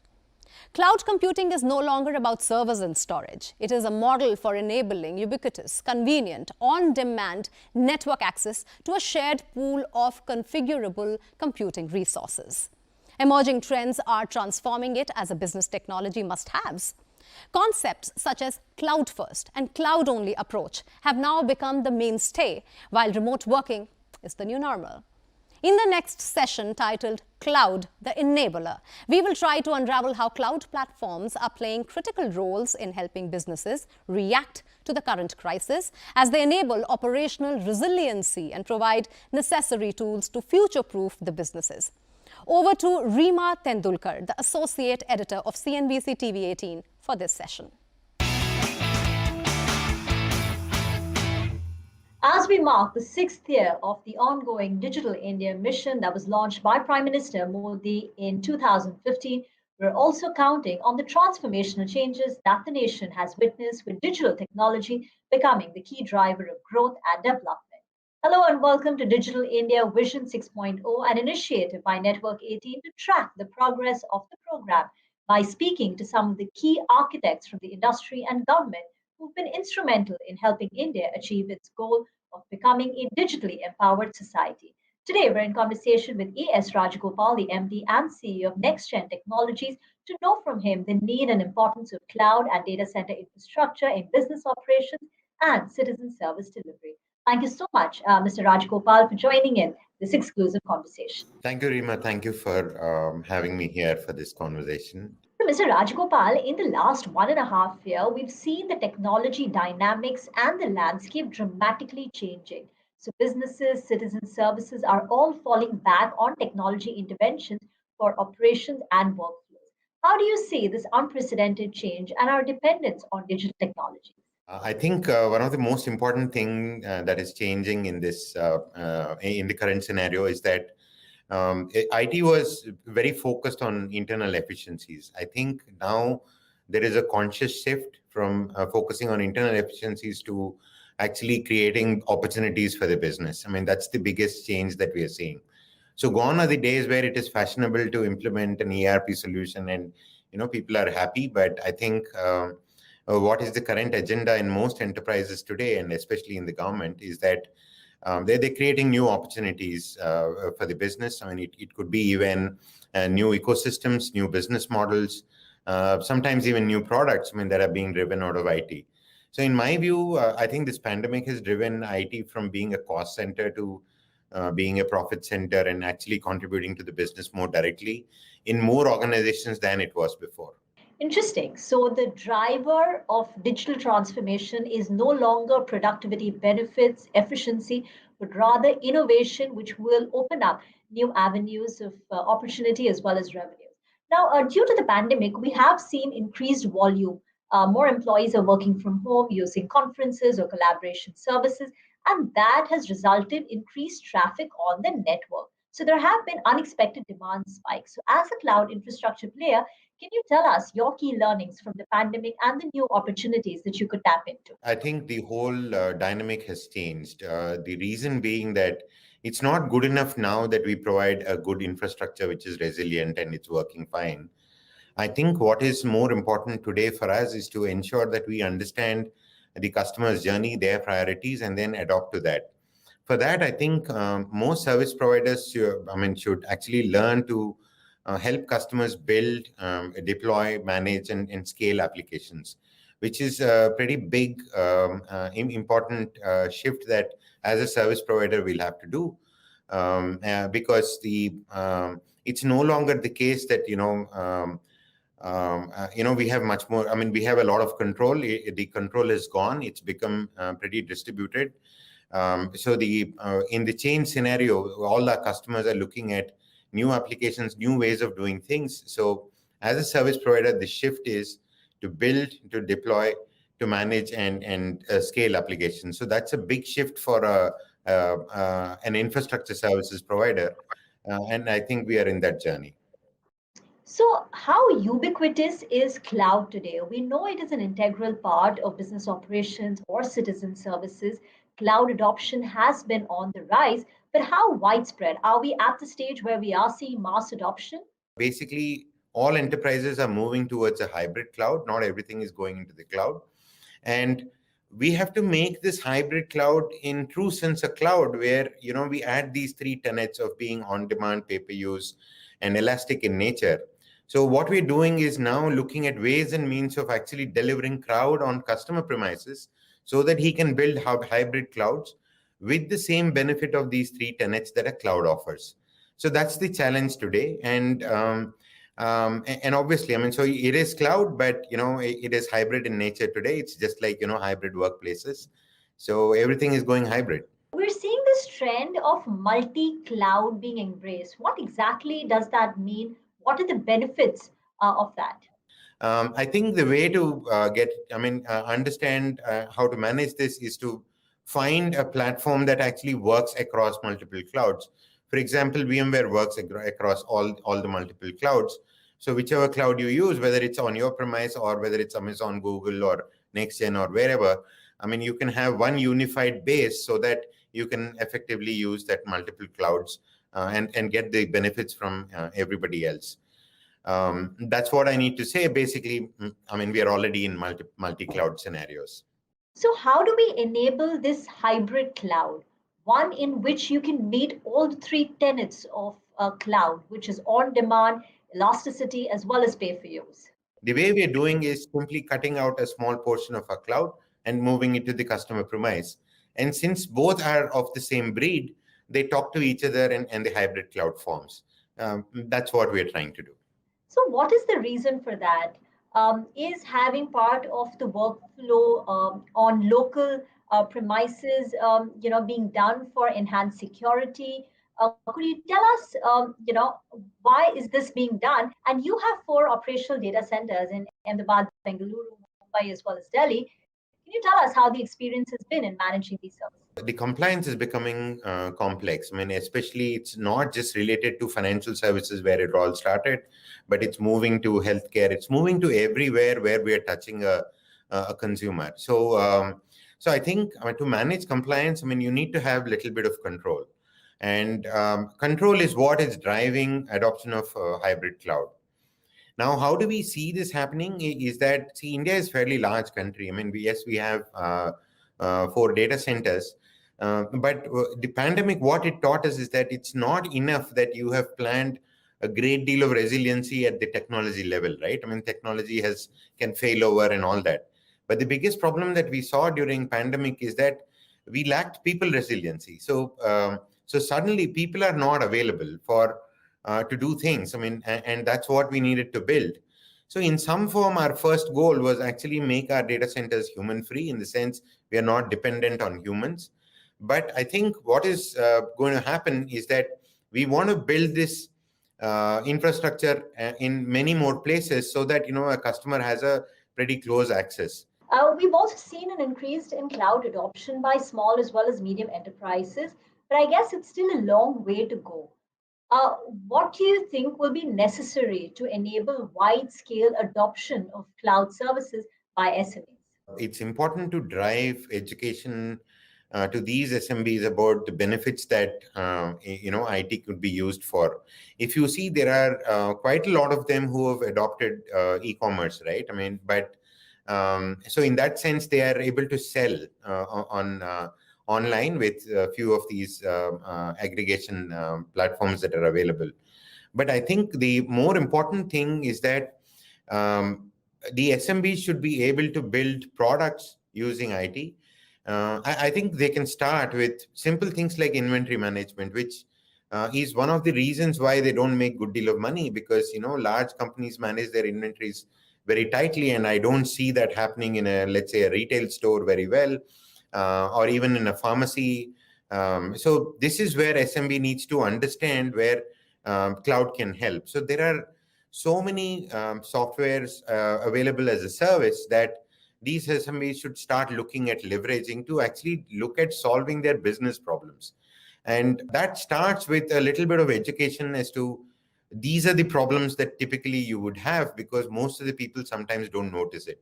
So a lot more education on the business side of it, and actually ensuring that they have the tools to actually manage those problems that are highlighted in that. So the way we are engaging with an SMB is that we are trying to build a large channel partner base. I mean, our target is 2,000. We have about 900 plus right now. But the thought process is to have a conversation in terms of enabling their business, starting, let's say, with an inventory management to accounting to product development finally. Not just participate in a e-commerce platform. So that's not IT. IT is you should be able to leverage it for better things than just participate in e-commerce. So looking to double layer channel partners and to provide them the truest form of a hybrid cloud experience, as you pointed out, it is necessary for you to have data centers locally. You already have 4 of them. Could you walk us through what your expansion plans are? The way we envisage our infrastructure growing is that our current plan is to increase this 4 locations to 14, because India has more than 14 cities, which are bigger than many countries in terms of GDP. So they should have their own cloud infrastructure. And we are complementing that with 236 locations of edge, which is basically, far more remote. I mean, perhaps in the future, all the 645 districts in the country would have cloud infrastructure from us or from somebody else. But when that happens, suddenly the things that you can do with IT dramatically changes. What with this edge and this spread out infrastructure does is it just de-risks this location-based problems that we faced, and actually make it possible to have new possibilities where you actually move applications closer to data rather than bringing data from remote places in India all the way up to a central location in Mumbai or Bangalore. So that's our thought process. Our thought process is to spread this out, spread it deep. Hopefully, if it's possible, I mean, we want to be there in every district in the country. But the current plan is 4 to 14 in terms of cloud infrastructure, and add 236 edge locations. Fairly expansive plans, Mr. Rajagopal. Just to understand the business opportunity, how big is the data outsourcing market today? At what rate is it growing? It's very difficult to quantify the data explosion, but you must understand that the 90% of the data is actually not in the data center. So see, when we were running businesses, IT for businesses, the data was actually getting accumulated in the data center. But what has happened now is that the data is actually getting accumulated at the user end. And most of the data is there, and he's trying to use that data, and we need to facilitate that. So the paradigm shift is that the 90% of the data is actually outside the data center. So the amount of data that is there and how it's explosively growing, while people, I mean, put zettabytes and all that, but, it's just very difficult to fathom. But as our mobile consumption grows up, I mean, as the connectivity improves, more people are adopting smartphones, and more content is being created. So, so it's just exponential. I mean, we should not just, I mean, it's not possible to actually build IT infrastructure in the same exponential way data is growing. You need to leverage that end device. That's when we'll be able to serve this market. So it's a infinite proportion that we need to grow to actually be able to handle all this stuff that's going. And finally, we are celebrating 6 years of Digital India Mission. Can you tell us what lies ahead to truly make India a digitally empowered society and economy? India is always known for its IT. Their IT people all across the world. They're leading companies. I think it's time that there is a product that goes out into the world and makes it mark in the global scenario. So we launched a consumer app called Mine. It starts off as a social media app. I mean, it's still a small baby. I mean, it's growing strong, but it would evolve into adding proximity commerce. It will add financial services and a whole lot of things. See, what we've realized is that all the apps that we are using, they're actually doing three simple things. One, they're facilitating discovery. Second, they're facilitating interaction. And third, they're facilitating transactions. I mean, these are the three things. So the moment you are able to abstract these three things, almost every use case can be facilitated through a system. So our goal is actually ensuring, understanding these three tenets, which is discovery, interaction, and transaction. And the moment we are able to do that with the technology, we can actually do everything that a consumer expects to do with his smartphone. So hopefully our contribution should be that, we build a product for the world. And I sincerely hope it is Mine, which is the app that we've launched few days back. It gets us there. If Mine doesn't get there, we will make another attempt, but we will continue to make an attempt to make a mark in the global space. Thank you so much, Mr. Rajgopal, for being on the show, sharing your views and insights on India's digital journey and talking about the potential of data centers and why cloud infrastructure is a vital building block for India's digital ecosystem. Thank you, Rima. Moving on, India's small and medium-sized enterprises, or SMBs, stand at the cusp of a technological revolution today, contributing over 29% to India's GDP and employing over 100 million people. The country's SMBs have had to unlearn, upskill, and relearn technology lessons at a rapid pace to survive in a highly volatile external environment. Undoubtedly, the future is digital, and the upcoming session will deep dive into how SMBs are recalibrating themselves to a digital future. Over to Mridu Bhandari, Editor, Special Projects, Network 18, for the session. Thank you, Mugdha. Hello and welcome, ladies and gentlemen. Micro, small, and medium-sized businesses are the driving force of any emerging economy, and India, of course, is no different. These MSMEs are true disruptors in their own right, but of course, for the last year and a half, COVID-19 has really disrupted their growth journeys. That digital is imperative is a fact that is well known by every kind of enterprise today. But what are the emerging technology trends that small businesses should watch out for? How can they harness technologies like cloud computing better to gain scale and speed? And how should they preserve current cash flows and balance them with future technology investments? Those are some of the questions we are here to answer today. And I'm joined by a panel of very eminent industry leaders. Let me welcome Dr. A. Velumani, creator of ThyroCare, Rajiv Yadav, MD and CEO of FinCare Small Finance Bank, Manish PK, MD of Small Business at Cisco India and SARC, and Mahesh Makhija, Digital and Technology Consulting Leader at EY India. Welcome, gentlemen. Thanks very much for joining us here on Digital India Vision 6.0. Well, I want to begin by asking you, Mahesh, to do some context setting for us. What are some of the big tech trends that small businesses should really watch out for? And 1.5 years down into the pandemic, what are some of the key drivers of digital technology adoption that you've observed? So, Mridu, from a trends perspective, I think this was the hardest hit sector, during COVID. Even now, it's one of the hardest hit sectors. They saw a significant part of their demand just evaporate because they weren't able to open shop.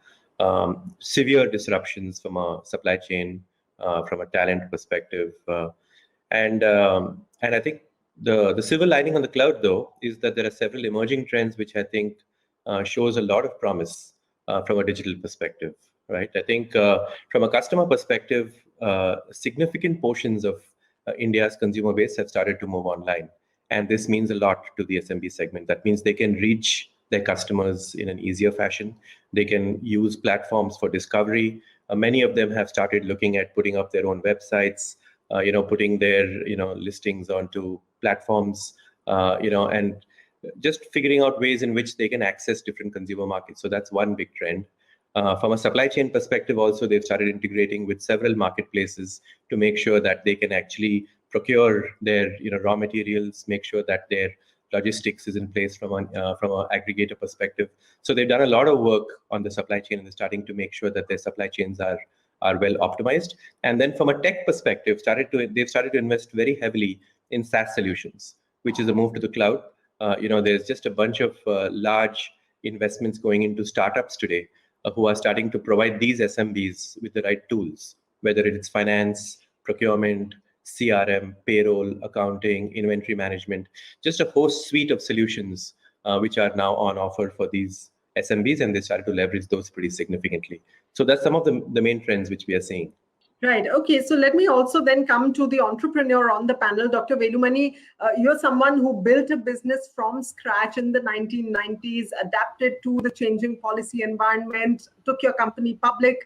And then, of course, in the digital era, you've made an exit with a handsome profit. So, first up, tell us, what have some of the big challenges been in the recent years? And, what sort of challenges did digital technologies help you solve and scale up ThyroCare to a great extent, especially, just a few years before your exit? I think it has been a complete transformation, not done under compulsion. I have traveled in these last 25 years, adapting every new technology, and very powerful IT has only made me a very powerful organization. In fact, the single largest strength is IT. Having said that, the environment in which the business was conducted has been fast moving, fast changing, fast evolving. And with approximately a billion smartphones in the hands of everyone in the country, which is again empowered more by COVID, because every man had to buy a smartphone to connect his child to the school, whether the connection was fully there or was partially there. All said and done, we are far behind in digital also. Sorry to state, but if you travel from a metro city 100th kilometer, you don't get a connectivity that enough. Having said that, we have traveled a lot in this last 15 years, and I have a reason to believe this COVID has in fact forced a lot more tech aspect to every aspect of business. When we look at the industries, we need not even just look at them as large, mid-size, and small companies. We need to look at what sector they belong to. Healthcare has got a very positive impact because of COVID. And there are some industries gone, and it is very difficult for them even to come up another 5 years. But having said that, technologies are going to play a very big role. All offline will be swallowed by all online, if not overnight, over a period of time. So indeed, the perfect digital storm seems to be brewing up. Panish, if I can come to you, one of the contentions that SMBs have always had is that technology costs used to be in CapEx models and used to be very prohibitive. That, of course, has changed very significantly now. At Cisco, you have plans to reach 15 lakh SMBs over the next 3 years. Give us a sense of how you plan to empower and enable them to greater growth. I think the biggest theme that is emerging for us, if we have to reach our aspiration of 1.5 million SMBs, is to keep things simple. I think simplicity is the key. And the next thing is definitely affordability, for a country like India. But talking about simplicity, I think we are extremely cognizant of this fact that SMBs don't have a large IT organization, an internal IT organization.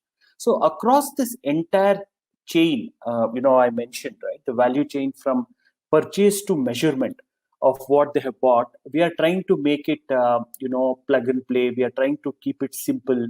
We are trying to build intuitive telemetry into all our technologies that we want the SMBs to adopt. And are they adopting? I mean, they are adopting at a very rapid pace, especially post the pandemic, of a small and medium business customer. And second, of course, what works for a large enterprise customer will not work for an Indian small and medium business customer. So a curated set of products and solutions have to be brought into the Indian market, and that is exactly what we are focusing on.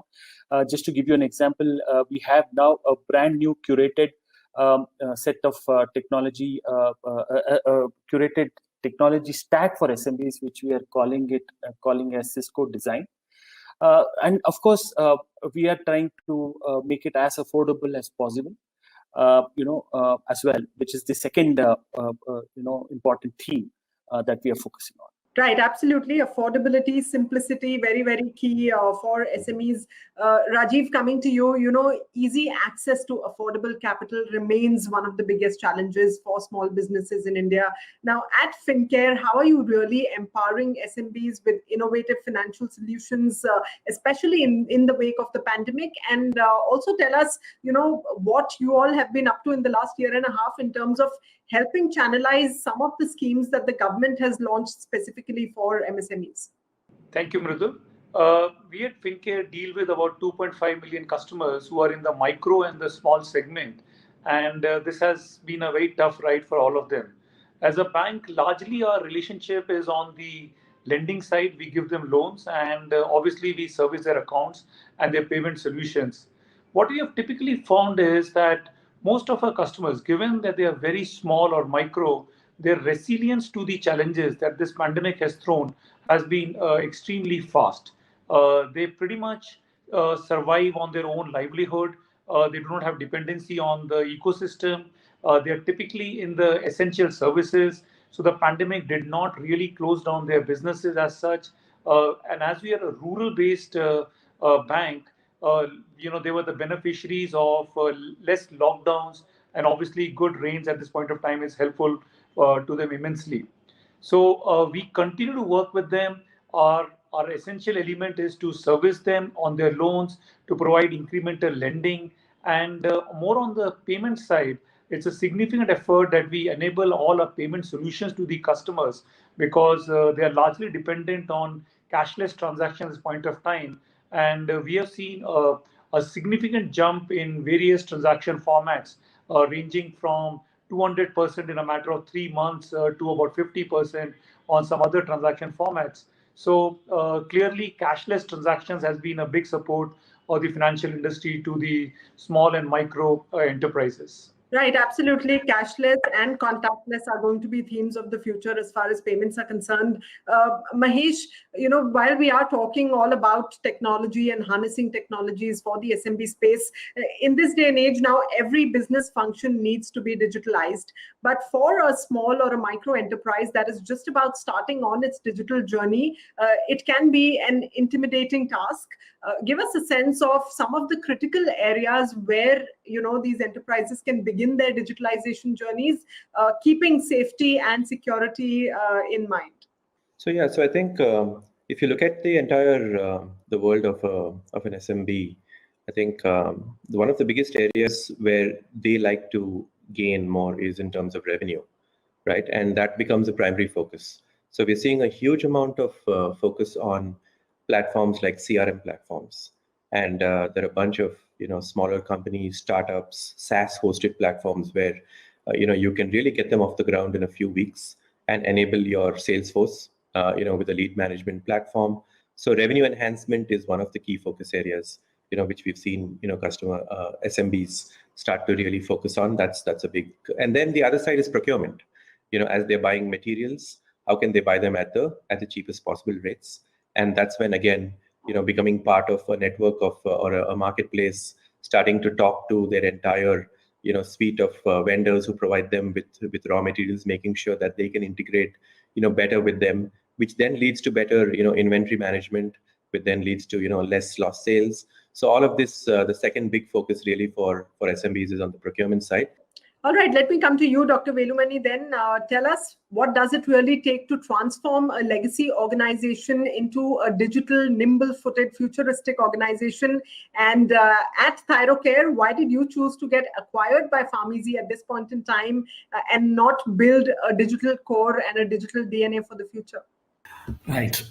The journey was not planned to exit. It was planned to run and run by the next generation also. But having said that, we were quite IT savvy. All medium scale and small businesses had an option how much to get into IT.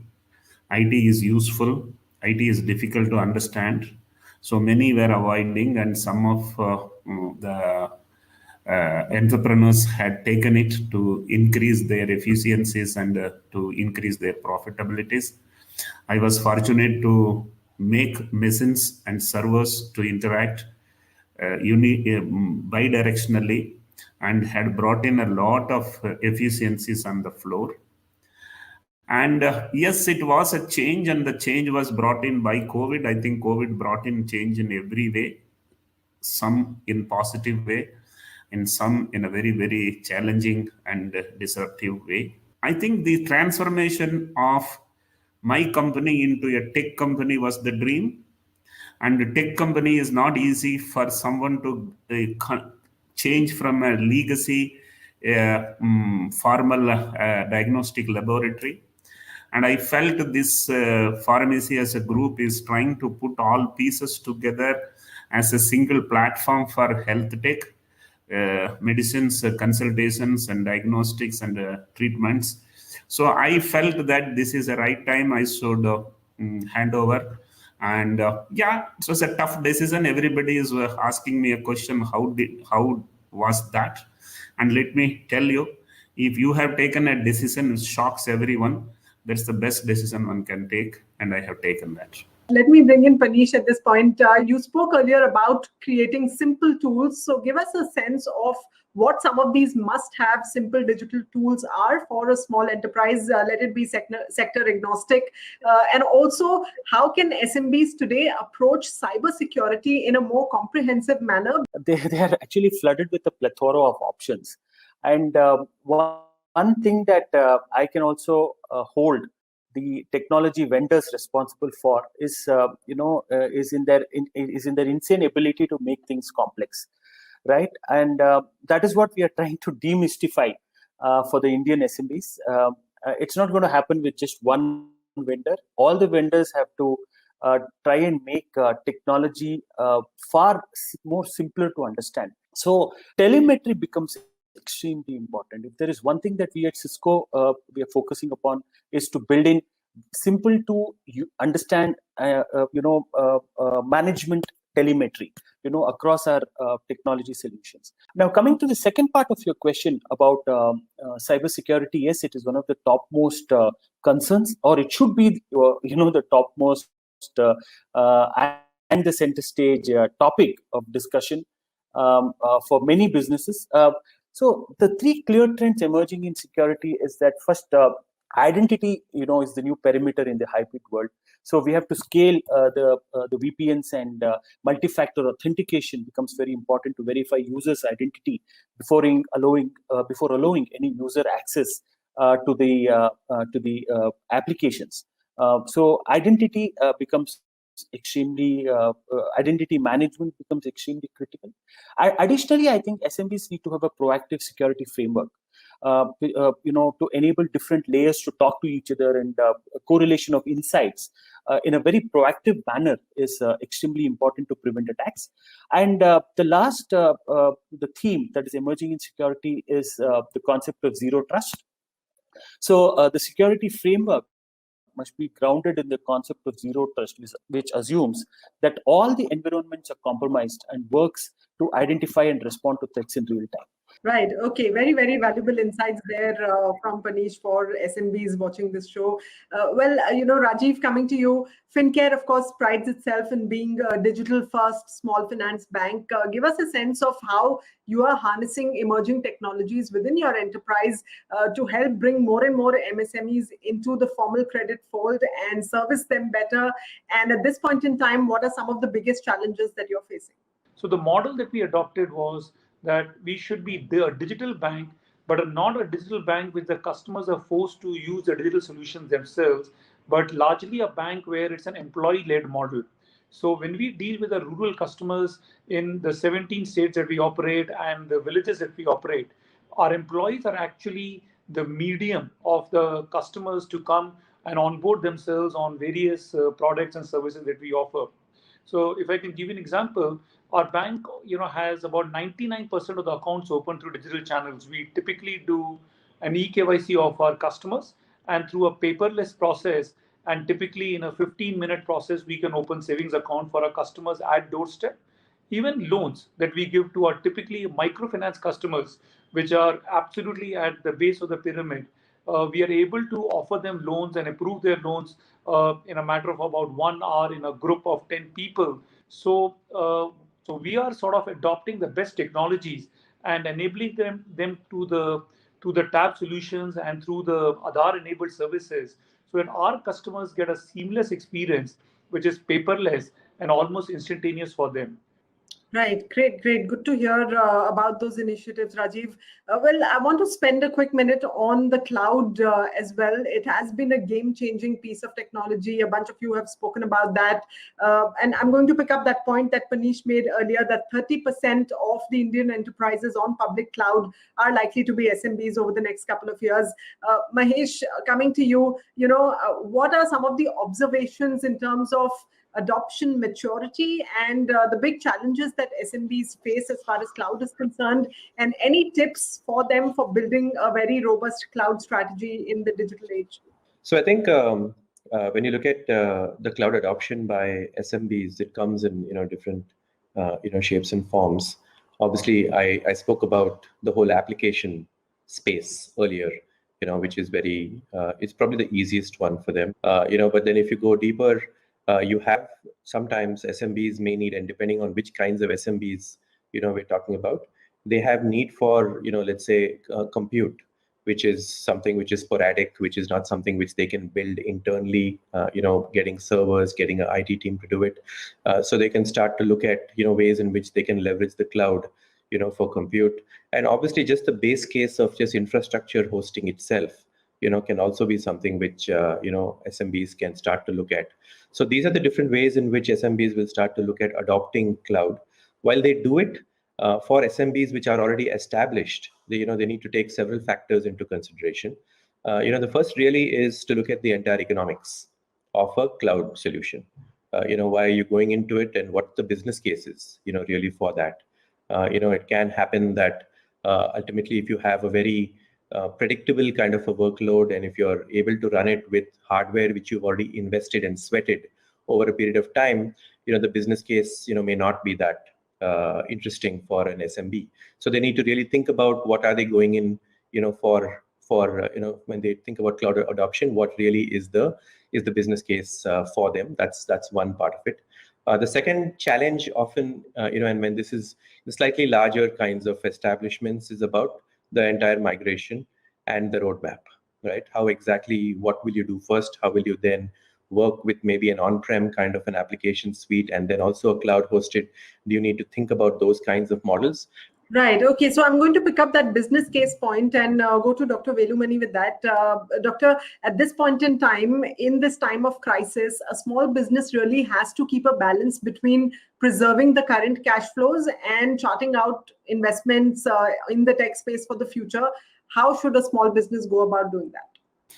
With all said and done, technology has completely been driving efficiencies, profitabilities. The company which is more tech has better profitabilities, better efficiencies. So there is no choice. The more you adapt, the faster you adapt, you are there. And IT only is going to enable, monitor, enhance lot of things. I think as a pathology laboratory, I understood it very early, and that is why my company probably has got the best of the profitability in the entire industry. Having said that, everybody wants solution, but they want solutions which are safer, faster, cheaper, and simpler. So these four things are essential, without which the transformation will not take place fast. Having said that, what four biggest industries probably in 2030 will be the food industry, that is food tech, health tech, edu tech, and agri tech. We don't know which one leads, which three follows. It's going to be a very exciting environment for next 15-20 years.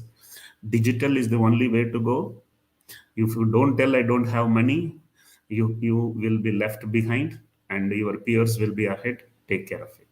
Right. Okay. So, Panish, I want you to add on to what Dr. Velumani just said. How should SMBs then weigh their options? Would pay-per-use be the best kind of model to invest in? And as far as human capital investment is concerned, it's often a question between, should we build an in-house IT team? Should we outsource some of that function? How would you really chart the roadmap? Brudu, yes, you're right. Consumption models are changing, and rightfully so. Gone are the days when it was all about lift and shift, and you have to rip and replace the entire asset base, the technology asset base. Now you can buy as per your demand patterns. That's the biggest advantage of cloud, right? That you don't have to do everything at once. You can scale according to your plan. And as your business scales, you can buy the technology assets that are required to help your business to scale. Now, to the second part of your question was around in-source versus outsource. I think here it is not a choice. I think it does not make sense for the SMBs to invest a lot into internal teams to manage technology. Here, the vendors have to play a consulting role, like I mentioned earlier, and they have to come to the party and help SMEs. Right. Okay. Absolutely. Well, Rajiv, on the financial inclusion front and in the fintech space, of course, there has been a lot of activity. There has been sea change as far as payments and transactions are concerned. Give us a sense of, as an entrepreneur, as a leader, what more needs to be done in terms of policy measures, in terms of regulatory reforms that you're expecting, especially for the small finance space? In this direction, one direction is to try and enable more easier methods of doing business. And I'll give you an example, like over the last 6 to 9 months, the RBI used a KYC format called video KYC. In the earlier days, it was only paper KYC. It changed with Aadhaar world to e-KYC. And now in this pandemic world, we have video KYC. Similarly, when you look at all the payment solutions, there's so much innovation which has happened from the NPCI side with the introduction of an UPI, then with the introduction of all the payment channels which have gone 24/7. We didn't used to have channels working all through the night, the NEFT, the RTGS, and now as you see today, they all work 24/7. And there's a lot more innovation happening in that direction.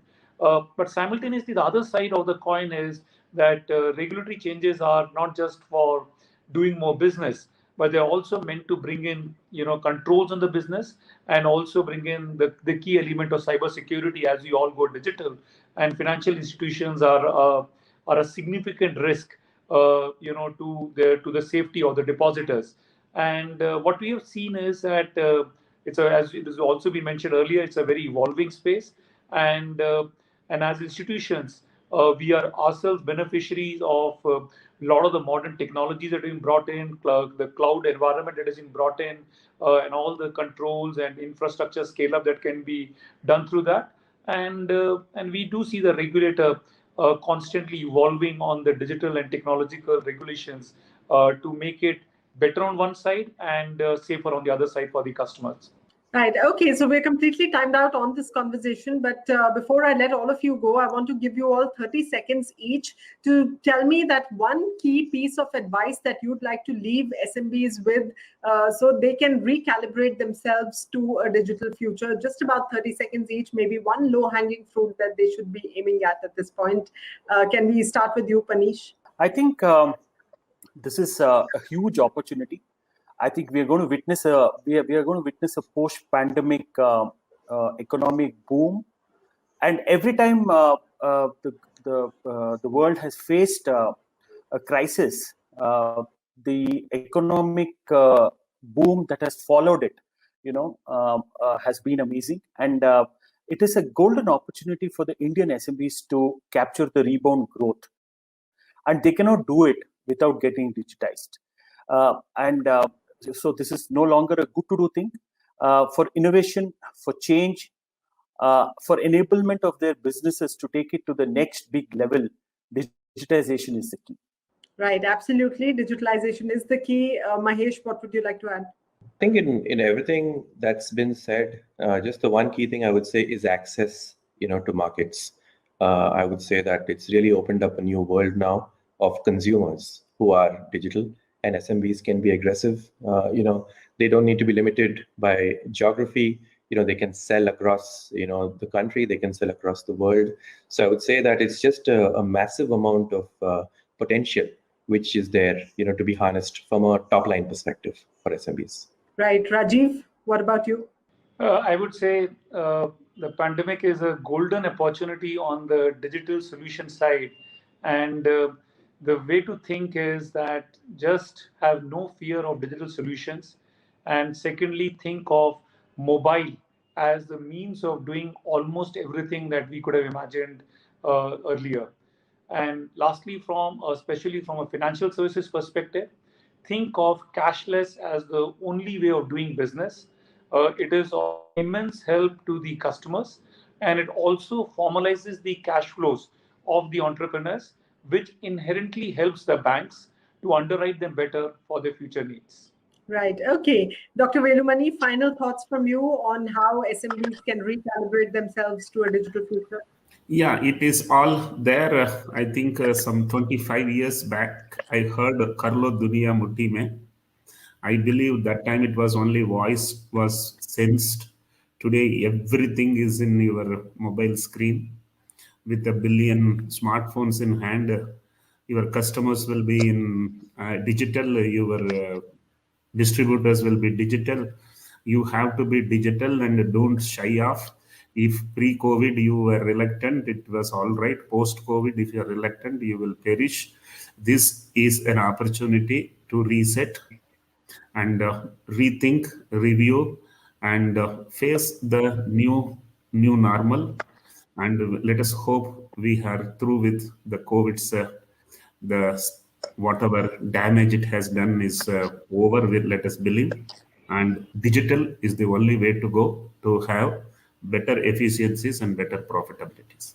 All right, gentlemen, thank you very much for joining us here today and sharing those very valuable insights and experiences for SMBs to recalibrate themselves to a digital future. Appreciate you joining us here today. Thank you. Thanks, Mridu, for that insightful discussion. Moving on, the advent of 5G network is all set to transform the way the world will connect and communicate. 5G presents opportunities to propel the country to the next generation of digital connectivity and generate new revenue streams. With high-speed connectivity and the magnitude of data transfers exploding, organizations need to reevaluate and recalibrate their IT infrastructure for reliability, enhanced performance, and better service delivery. Such great advancements in digital technology also bring along the vulnerability of data. Thus, the need for layers and layers of security to keep the data safe. And so the upcoming session will discuss and deliberate on how the government and industries are readying themselves to leverage power of 5G network, but at the same time equipping systems with new and emerging technologies for data management and data security. Over to Gautam Srinivasan.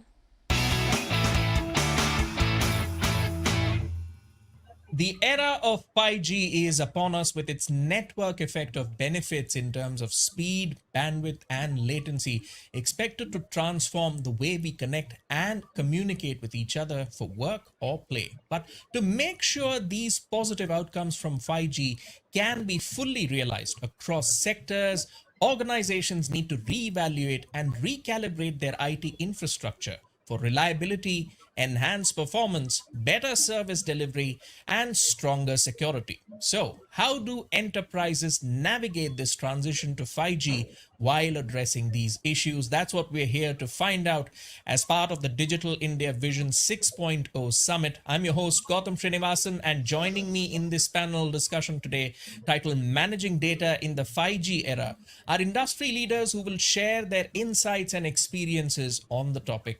Let me quickly introduce our panel to you, starting with H.L. Gupta, President of Network and Service Operations at Reliance Jio, Lieutenant General Dr. S.P. Kochar, Director General at Cellular Operators Association of India, or COAI, Rajan Vagadia, VP and President of Qualcomm India, and Rajesh Dangi, Chief Digital Officer at NextGen. Gentlemen, thank you so much for joining us. Let's start this wide-ranging conversation with a view from each of you as to the broad effects of 5G on India, and then let's dial into the specifics. So I'll start with all of you. As 4G transformed the e-commerce and m-commerce space in India by mainstreaming digital interactions between consumers and companies, how do you see 5G with its benefits of lower latency, higher capacity, and increased bandwidth, taking India to the next level during this fourth industrial revolution, where data has become the new oil and businesses can scale up without necessarily owning their IT infrastructure? We'll come to you, Mr. Gupta, first.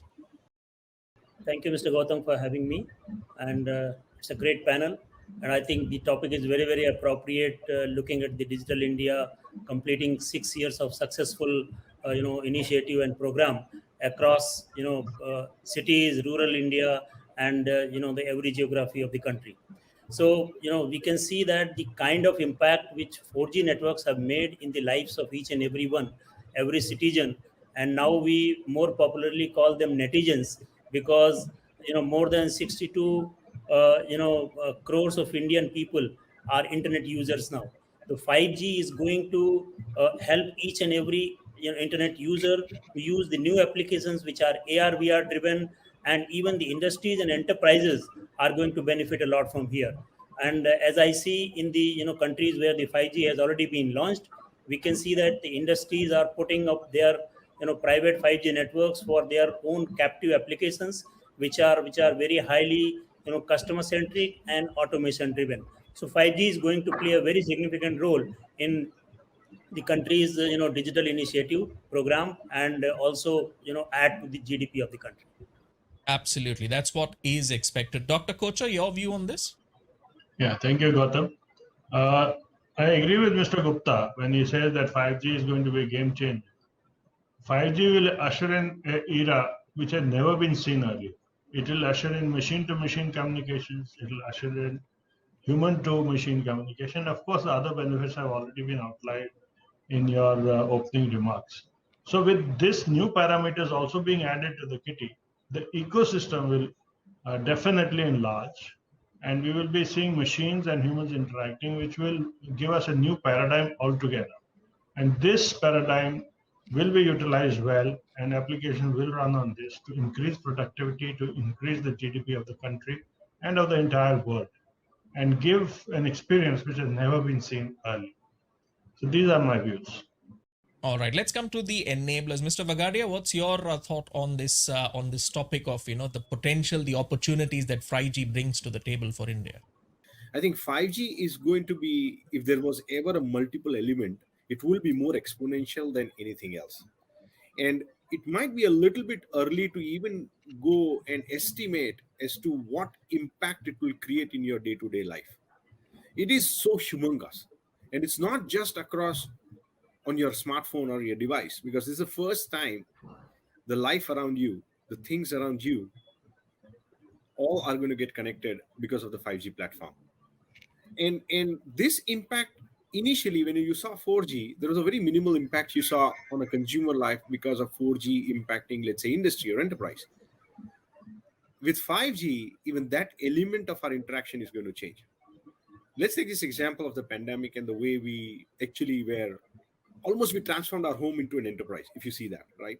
A school came inside the home, an office came inside the home, and the rest of the chores in the home were still on. The entertainment, the theater came inside the home. So the home became a new place like an enterprise. And this is a mini enterprise. And we saw the impact that technology delivered to this experience inside the home. I would not say that everything what we are experiencing in the home is anywhere close to what 5G will deliver. So you can imagine, and it just I would like to leave it more for the imagination to say, what would 5G do to our lives? Right from whether it's an OTT or it's a gaming application or even this video conferencing, what you are talking about today, right? We moved to a HD, we are told to move to a high resolution, right? Can you imagine the same conversation we are doing or video conferencing we are doing on a 5G, which has a 2K stream? That's the type of experiences we are going to see, which are something which you can experience in your day-to-day life. And then there are those subtleties which are going to come and impact and positively impact our lives when our industries are going to get automated, when our cars are going to get automated, when our cities are going to get smarter. So honestly, if there is one value to be put to the impact, I can only say it's exponential. Absolutely. It'll power 1,000 ideas, which in turn will enable growth to be much, much more broad-based. Mr. Dangi, your opening statement on the potential for 5G, as I mentioned, considering that businesses can scale up without necessarily owning their IT infrastructure, do you think this is the start of something big for India? No, it is obviously it is going to be a remarkable transformation. I don't think that 5G would get contained into Industry 4. In fact, it is going and paving way for Industry 5. I would say it into three buckets, right? It is transforming data, the consumption of the data with video stream, and like my other panelist has said, the kind of use cases that we are doing. It is converting devices because you have to upgrade your devices to go that. You need more battery power. You need though it is shorter range, you have to accommodate the processing at the edge, which is a device. And then, so data, device, and the data center. The data center is already transforming. So if anything of this, right, your processor changes or the network changes or a storage changes, the impact comes to data center because that is where the entire consumption starts from, where the source. I think it will change the way we consume the data, the way we will process the data, it will change the way we store the data, and then it will be an era of a distributed computing. The computing at the edge has already started. Now that edge is extended edge to the devices. So we are very much excited. We have started doing so many things in terms of our edge computing strategies, putting more power on the edge, and then looking at how do we manage this edge. I think I can talk about the KPIs later, but the thought process is that 5G is going to transform. Absolutely. Well, those are the opening views in terms of the potential. Let's see how it syncs with the Digital India vision, because as you said, the use cases, the data management, everything is going to be much, much more broad-based and distributed. So let's see what sort of problems it solves in the process. And I'll come to Dr. Kochar and then Mr. Gupta's views on this, which is that, rolling fiber to remote villages might not be a practical solution for providing high bandwidth connectivity. This is how things are now. Instead, low cost fixed wireless using 5G is seen as a viable approach. Now, if I use this as an example of 5G solving long existing issues, do you see 5G playing a more potent role in accelerating the Digital India vision, considering some of the infrastructural challenges it helps overcome, especially in areas like healthcare in rural areas? Dr. Kochar, we'll come to you first. Yeah, Gautam, what you said is absolutely right. Digital India mission can only become a reality if everyone is connected onto the network.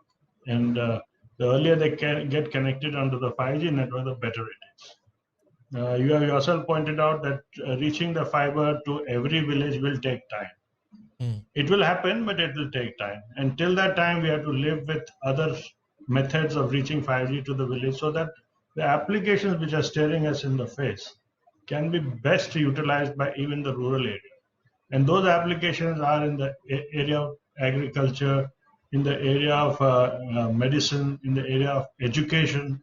So these are the things which the population cannot be denied benefit of. And in whatever way we have to reach the rural area, every nook and corner of the country, we have to do that. And in that, fixed wireless is definitely one of the good options. Another option that we are looking at in the absence of fiber to inaccessible areas is the E&V band. E&V band, as you know, is like fiber in the air. It gives us huge capacities.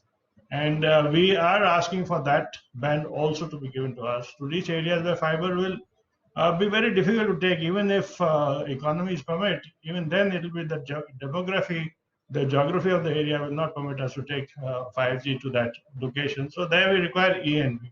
So a combination of all this will take 5G connectivity to every citizen of the country, and that is every citizen, every entity of the country, Internet of Things.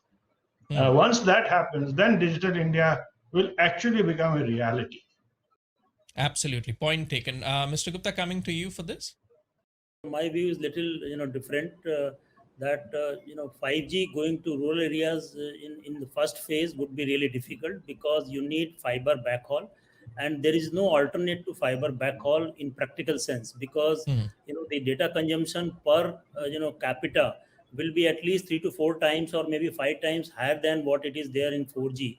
And when you groom the sites, multiple sites coming to a fiber takeoff site, then the backhaul has to be on the fiber. That is one. And second, 5G works on the high frequency, either mid band or ultra high band frequencies. Then the throw is also a little smaller. So covering rural areas in the phase one would be really a big challenge. Therefore, it will start from major cities, tier 1, tier 2, tier 3 cities, and then it will go to rural areas. And I think rural areas demands are being met through 4G by and large, and also through various other initiatives like the BharatNet and fiber connectivity happening through various channels. All right, understood. Mr. Bagadia, I believe you have a point of view, and I'll come to Mr. Dangia as well. I believe he has a contrarian point of view. So, Mr. Bagadia, your point of view on this? I think connectivity to the rural doesn't matter what it is, 4G, 5G. For the end consumer, it's connectivity, right? So let's say for us here who do the back end, 5G is actually going to help the rural. Primarily, one of the big reasons, and the fixed wireless access you said, is not just rural. Most times we see it as an urban phenomenon that if fiber can't go, can I connect the home to a wireless access, which is actually the way the world is going. To the rural market, I see a massive advantage that if you have a millimeter wave frequency, we can use that for rural connectivity. We have demonstrated it globally, and there are solutions available which are demonstrating like 10 Gbps over a few kilometers. So I think those sort of elements of replacing fiber temporarily till eventually you are able to roll out fiber. We are challenged for fiber rollout. So I would say fixed wireless for rural, where the low villages can be connected, because villages saw 400% growth in data consumption in the last 1 year, which is far more. So rural broadband went up from 13%, it grew, while the urban grew up only 4% in the last 2 years. So imagine the consumption power of rural, and we cannot let them wait till you have fiber. So this fixed wireless, which you call, is another way to manage a rural connectivity. And it's a bridge, as you mentioned, because as Mr. Gupta was saying, it'll have to start with cities, but as you mentioned, it's a stopgap measure also, which helps rural areas still be connected with 5G using the mmWave technology. Point taken. Mr. Dangi, coming to you. I think second what my earlier speakers have said in terms of, so my view is that we are only looking at one technology at a time. I think we are completely forgetting satellite broadband, because that is where you don't have to lay fiber, you have to reach, and the reach is faster. I think when we talk about 5G, I strongly believe that it will add to the urban divide or digital divide between urban and rural. Nevertheless, we would have to work with the technologies like LoRaWAN, integrating IPv6 with these communications, so that we can go and enable every bit and smallest part of our country with connectivity. I have a small farmhouse 100 kilometers from Bangalore, and I struggle with 100 kbps there. I can't go and work and do my calls from there. And this is the reality of India. So we'll have to look at a digital space in getting every of the available things. more holistic solutions are required, versus say a one size fits all approach. Point taken. All right, let's take this conversation towards more of the challenges which will come in. And Mr. Bagadia, if I could get your view on this, considering, cloudification of everything is the single biggest trend that 5G could shape and empower big data to an unprecedented degree. Everything from smart cities and smart factories to smart homes. But in the context of challenges around capex, opex, and consistent performance, even while integrating with existing network architecture, how can enterprises make sure their 5G plans go smoothly? So, well, enterprises there's a new world which is going to come up, the 5G private networks, where enterprises will be able to dabble in creating their own networks for the first time. So that's a new thing that's a new trend. Even if enterprises do not choose, some enterprise does not choose to do their own 5G network, then there are, of course, the carriers who are going to offer these networks to them. As most of the industries move towards Industry 4.0 and higher connectivity, they will need better secure connectivity. Now, and there's huge data which is anyways going to be generated and consumed and computed upon. What I see is that edge analytics, and this is a very funny thing that has happened into the industry, right? If you see, our phones were a lot dumber, I would say, as compared to today. When you look at the phones probably 10 years back, the phones became more intelligent, had better compute powers, and all of a sudden we realized that we are capturing more videos and we need to store them somewhere, so we went to the cloud. Now we feel that, I have some apps which need to make a decision very quickly, so we bring from the cloud again something which is outside the cloud, which is the edge cloud. So now you come and create something which is closer to you, which is the edge cloud. Then we say, I need to do more analytics. So you do it on the device today. When you take a photography, there is AI. A huge role AI is playing to evolve the various experiences. So AI comes in. With AI coming in, the device has AI, the edge has AI, and now the cloud has AI. Everywhere the AI sits, and then you're going to demand more, and it will deliver more. So what I see is that in AI adding more dimensions to the already defined cloud, as well as the edge analytics, as well as the device. So it's going to be a wonderful life ahead. I don't think it's challenges. It's all so much more opportunities when you look at this sort of disaggregation of in some sort of how you want to process where, what you want to process, and how secure you want to make it. All right, that's the power of positive thinking from Mr. Bagadia. Let me come to Mr. Gupta and Dr. Kochhar for their views on, let's approach this now from a deployment challenge perspective. How are telecom operators planning to overcome deployment challenges when it comes to network infrastructure for 5G deployment? Mr. Gupta, if we could get your views on this, and then Dr. Kochhar could follow it up. Yeah, sure. I think from deployment perspective, operators who are having large infrastructure already in place with the deep fiber penetration as well as large number of towers, it will not be that big challenge.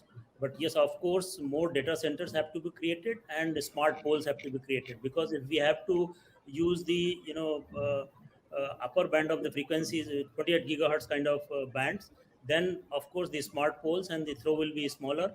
So to cover the buildings and high rises, the poles have to be portable. And what I feel that with more and more data centers and cloudification happening, the applications and the content have to be nearer or closer to the customer in order to achieve the lower latency.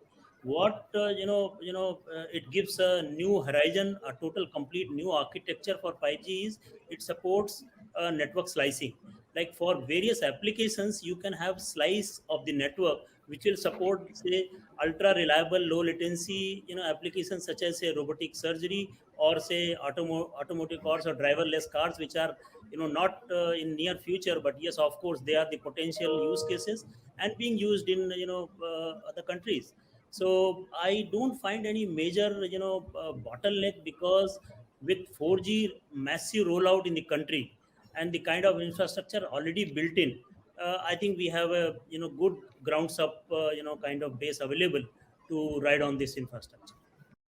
All right, Dr. Kochhar, you, as an ecosystem leader, how have your conversations with a lot of the players changed in a sense, or shaped up when it comes to these deployment challenges for 5G? See, deployment challenges of the infrastructure is a concern.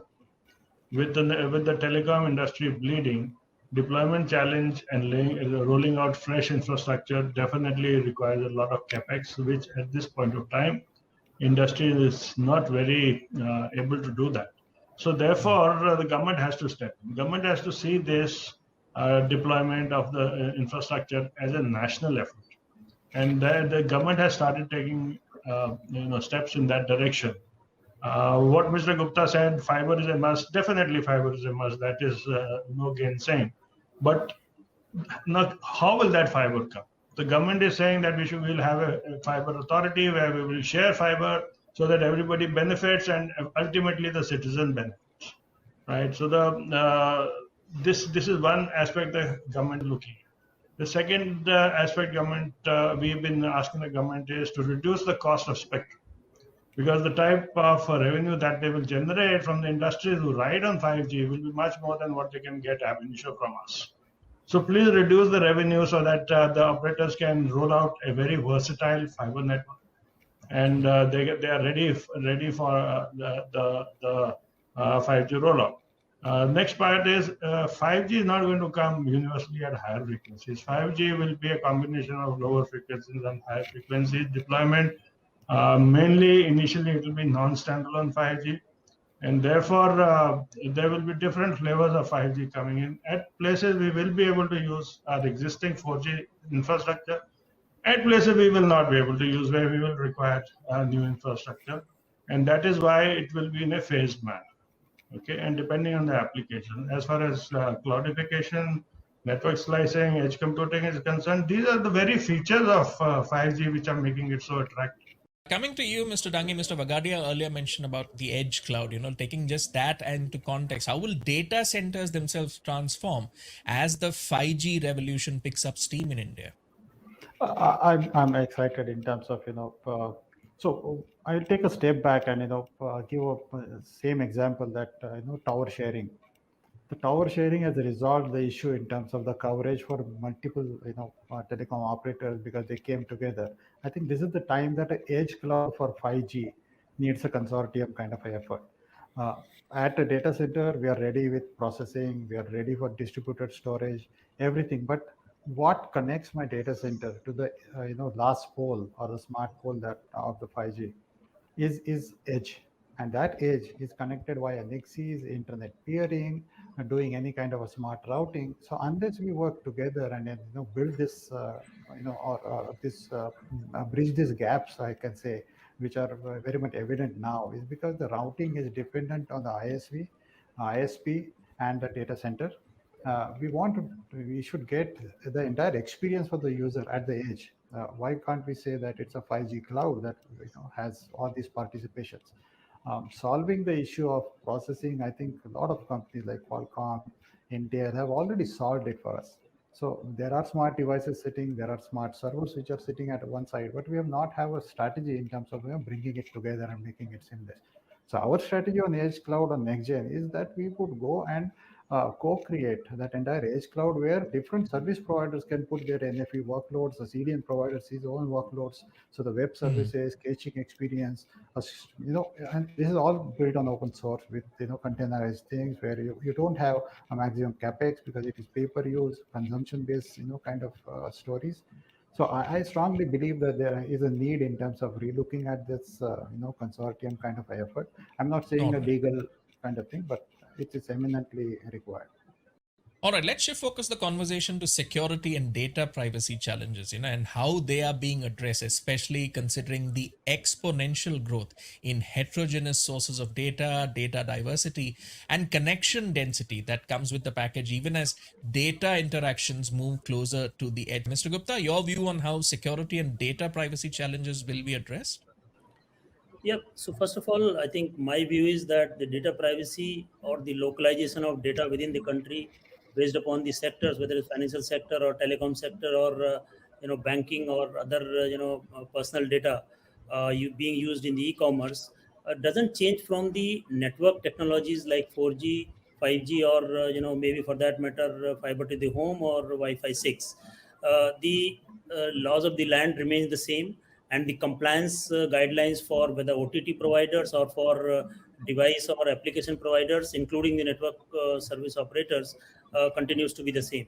And the mitigation techniques will also remain the same. The only difference here could be the data volume will increase, massification will happen, and the per capita growth, 3 to 5 times, will grow up.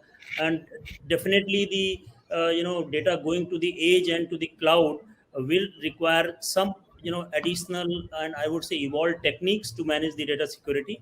That would be, I think, being practiced in most of the countries where it has already been learned. So I don't think it's going to be any major different or a big challenge or a roadblock for 5G rollout. Let's come to the last question, and this is something Mr. Bagadia had mentioned earlier, which is about edge analytics. So let me ask this question to both Mr. Bagadia and Mr. Dange as we conclude the conversation. Do you see edge analytics becoming the future of real-time data analytics enabled by 5G, considering it can effectively address latency bottlenecks even while maintaining central control, even when incoming data streams are analyzed at a non-central point in the system? And also, how can edge analytics and cloud analytics work together effectively and in a more secure manner? And we'll come to Mr. Bagadia first and then Mr. Dangi's views. I think, Gautam, here is the thing, that one thing is decided, that the cloud is moving close to you, in the sense that there is an edge cloud. It today may look like it's there probably near your building or pretty near your community. Tomorrow it could be in probably on your floor. And day after tomorrow, the individual cloud can come and sit in your home too, as a separate cloud for you, yourself, personal cloud. The applications which are being designed for consumption are going to define a lot of this positioning of the data, analytics, and the security of the data. The primary device, let's say, may still remain our laptop or our phone. So it starts from there. And there you probably are, we have something called a trust zone in our chipsets, right? And that's where you store the most critical data, and it's almost like a locker. And then you go ahead and you have the edge cloud. You will have something there too. And then you have the cloud, which will also have it. The applications are going to decide how much and what part of compute and analytics and intelligence, all of these AI, will be run either on the device, either on the edge cloud, or in the cloud, depending on the latency requirement. For example, if you're talking about a machine which is running in a factory, you definitely need something pretty close, because it needs to give an intervention very quickly. It's mission critical. Or a surgery, right? Or a car, for example, the autonomous car. That's probably the most easy one to understand, because when you are in an autonomous car, till now you had put your finances on the cloud, right? And you had the net banking, or you have your investments in the cloud as such, right? Tomorrow you're talking about sitting in a car and your life is in the cloud virtually, or it's up to some analytics which is being run either in the edge or the cloud. So what is going to happen is, depending on what is the use case, we will decide where the analytics will be done, what type of security will be there, and how we can still live a secure life, a safe life. All right, Mr. Dangi, your response? No, I think he has pretty much covered it. Just to top up, I think 2-3 things. Today, device, edge, core, and cloud. These 4 entities we can separate, but with 5G, we have to think about all these things working together. As with the edge analytics, it is already there. It is not going to change anything in terms of that. The training sets, which requires a huge compute, will probably happen at the core. But there are certain things that the applications would decide that it has to happen on the edge. So we have to keep ensuring that the edge is as powerful as the core. And most of these inferences or the trainings which are happening at the core, the applications are sitting at the edge and then kind of enabling that. One of the biggest attributes here is data science and data analytics, right? That when you actually ingest so much amount of data, put this data into local cache, put it back in your cloud storage, it has to work seamlessly. It cannot work in isolation. So and I don't think that between 4G and 5G it is going to be remarkably changed, because you have already thought about the edge and you're making it more clear. But now extended edge, which is what Mr. Gupta said, that the intelligence has to be at the whole level. That is what is the challenge that we have to constantly keep working, saying that how do I do certain things where a facial recognition happens at the pole level, where that or the device level, and then I only take the inferences back to the cloud. So all right. I look forward to seeing how those challenges are addressed, and considering its innovation at the edge powered by 5G, the world is our oyster. Let's see where we go next. But on that note, it's time to wrap up this discussion around managing data in the 5G era. As part of the Digital India Vision 6.0 Summit, I'd like to thank all the panelists for sharing with us their thoughts on the topic. And of course, a big thank you to our viewers for tuning in. Thank you, Gautam, for that insightful discussion.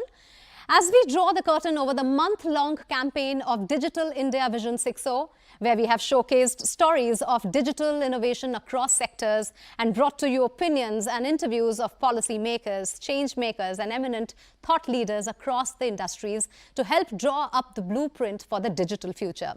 Through Digital India Vision 6.0, we have attempted to holistically highlight how digital technology is empowering the nation and facilitating larger conversations around greater collaboration within the digital ecosystems, something that is essential to tackling the challenges of our fast-changing world. In a post-pandemic world that has been transformed digitally, tech adoption is poised to play a vital role in India's growth story. With that, we have come to the end of this edition of Digital India Vision 6.0. Hope you enjoyed this summit and the campaign as much as we did putting it together for you. Goodbye and many thanks for watching.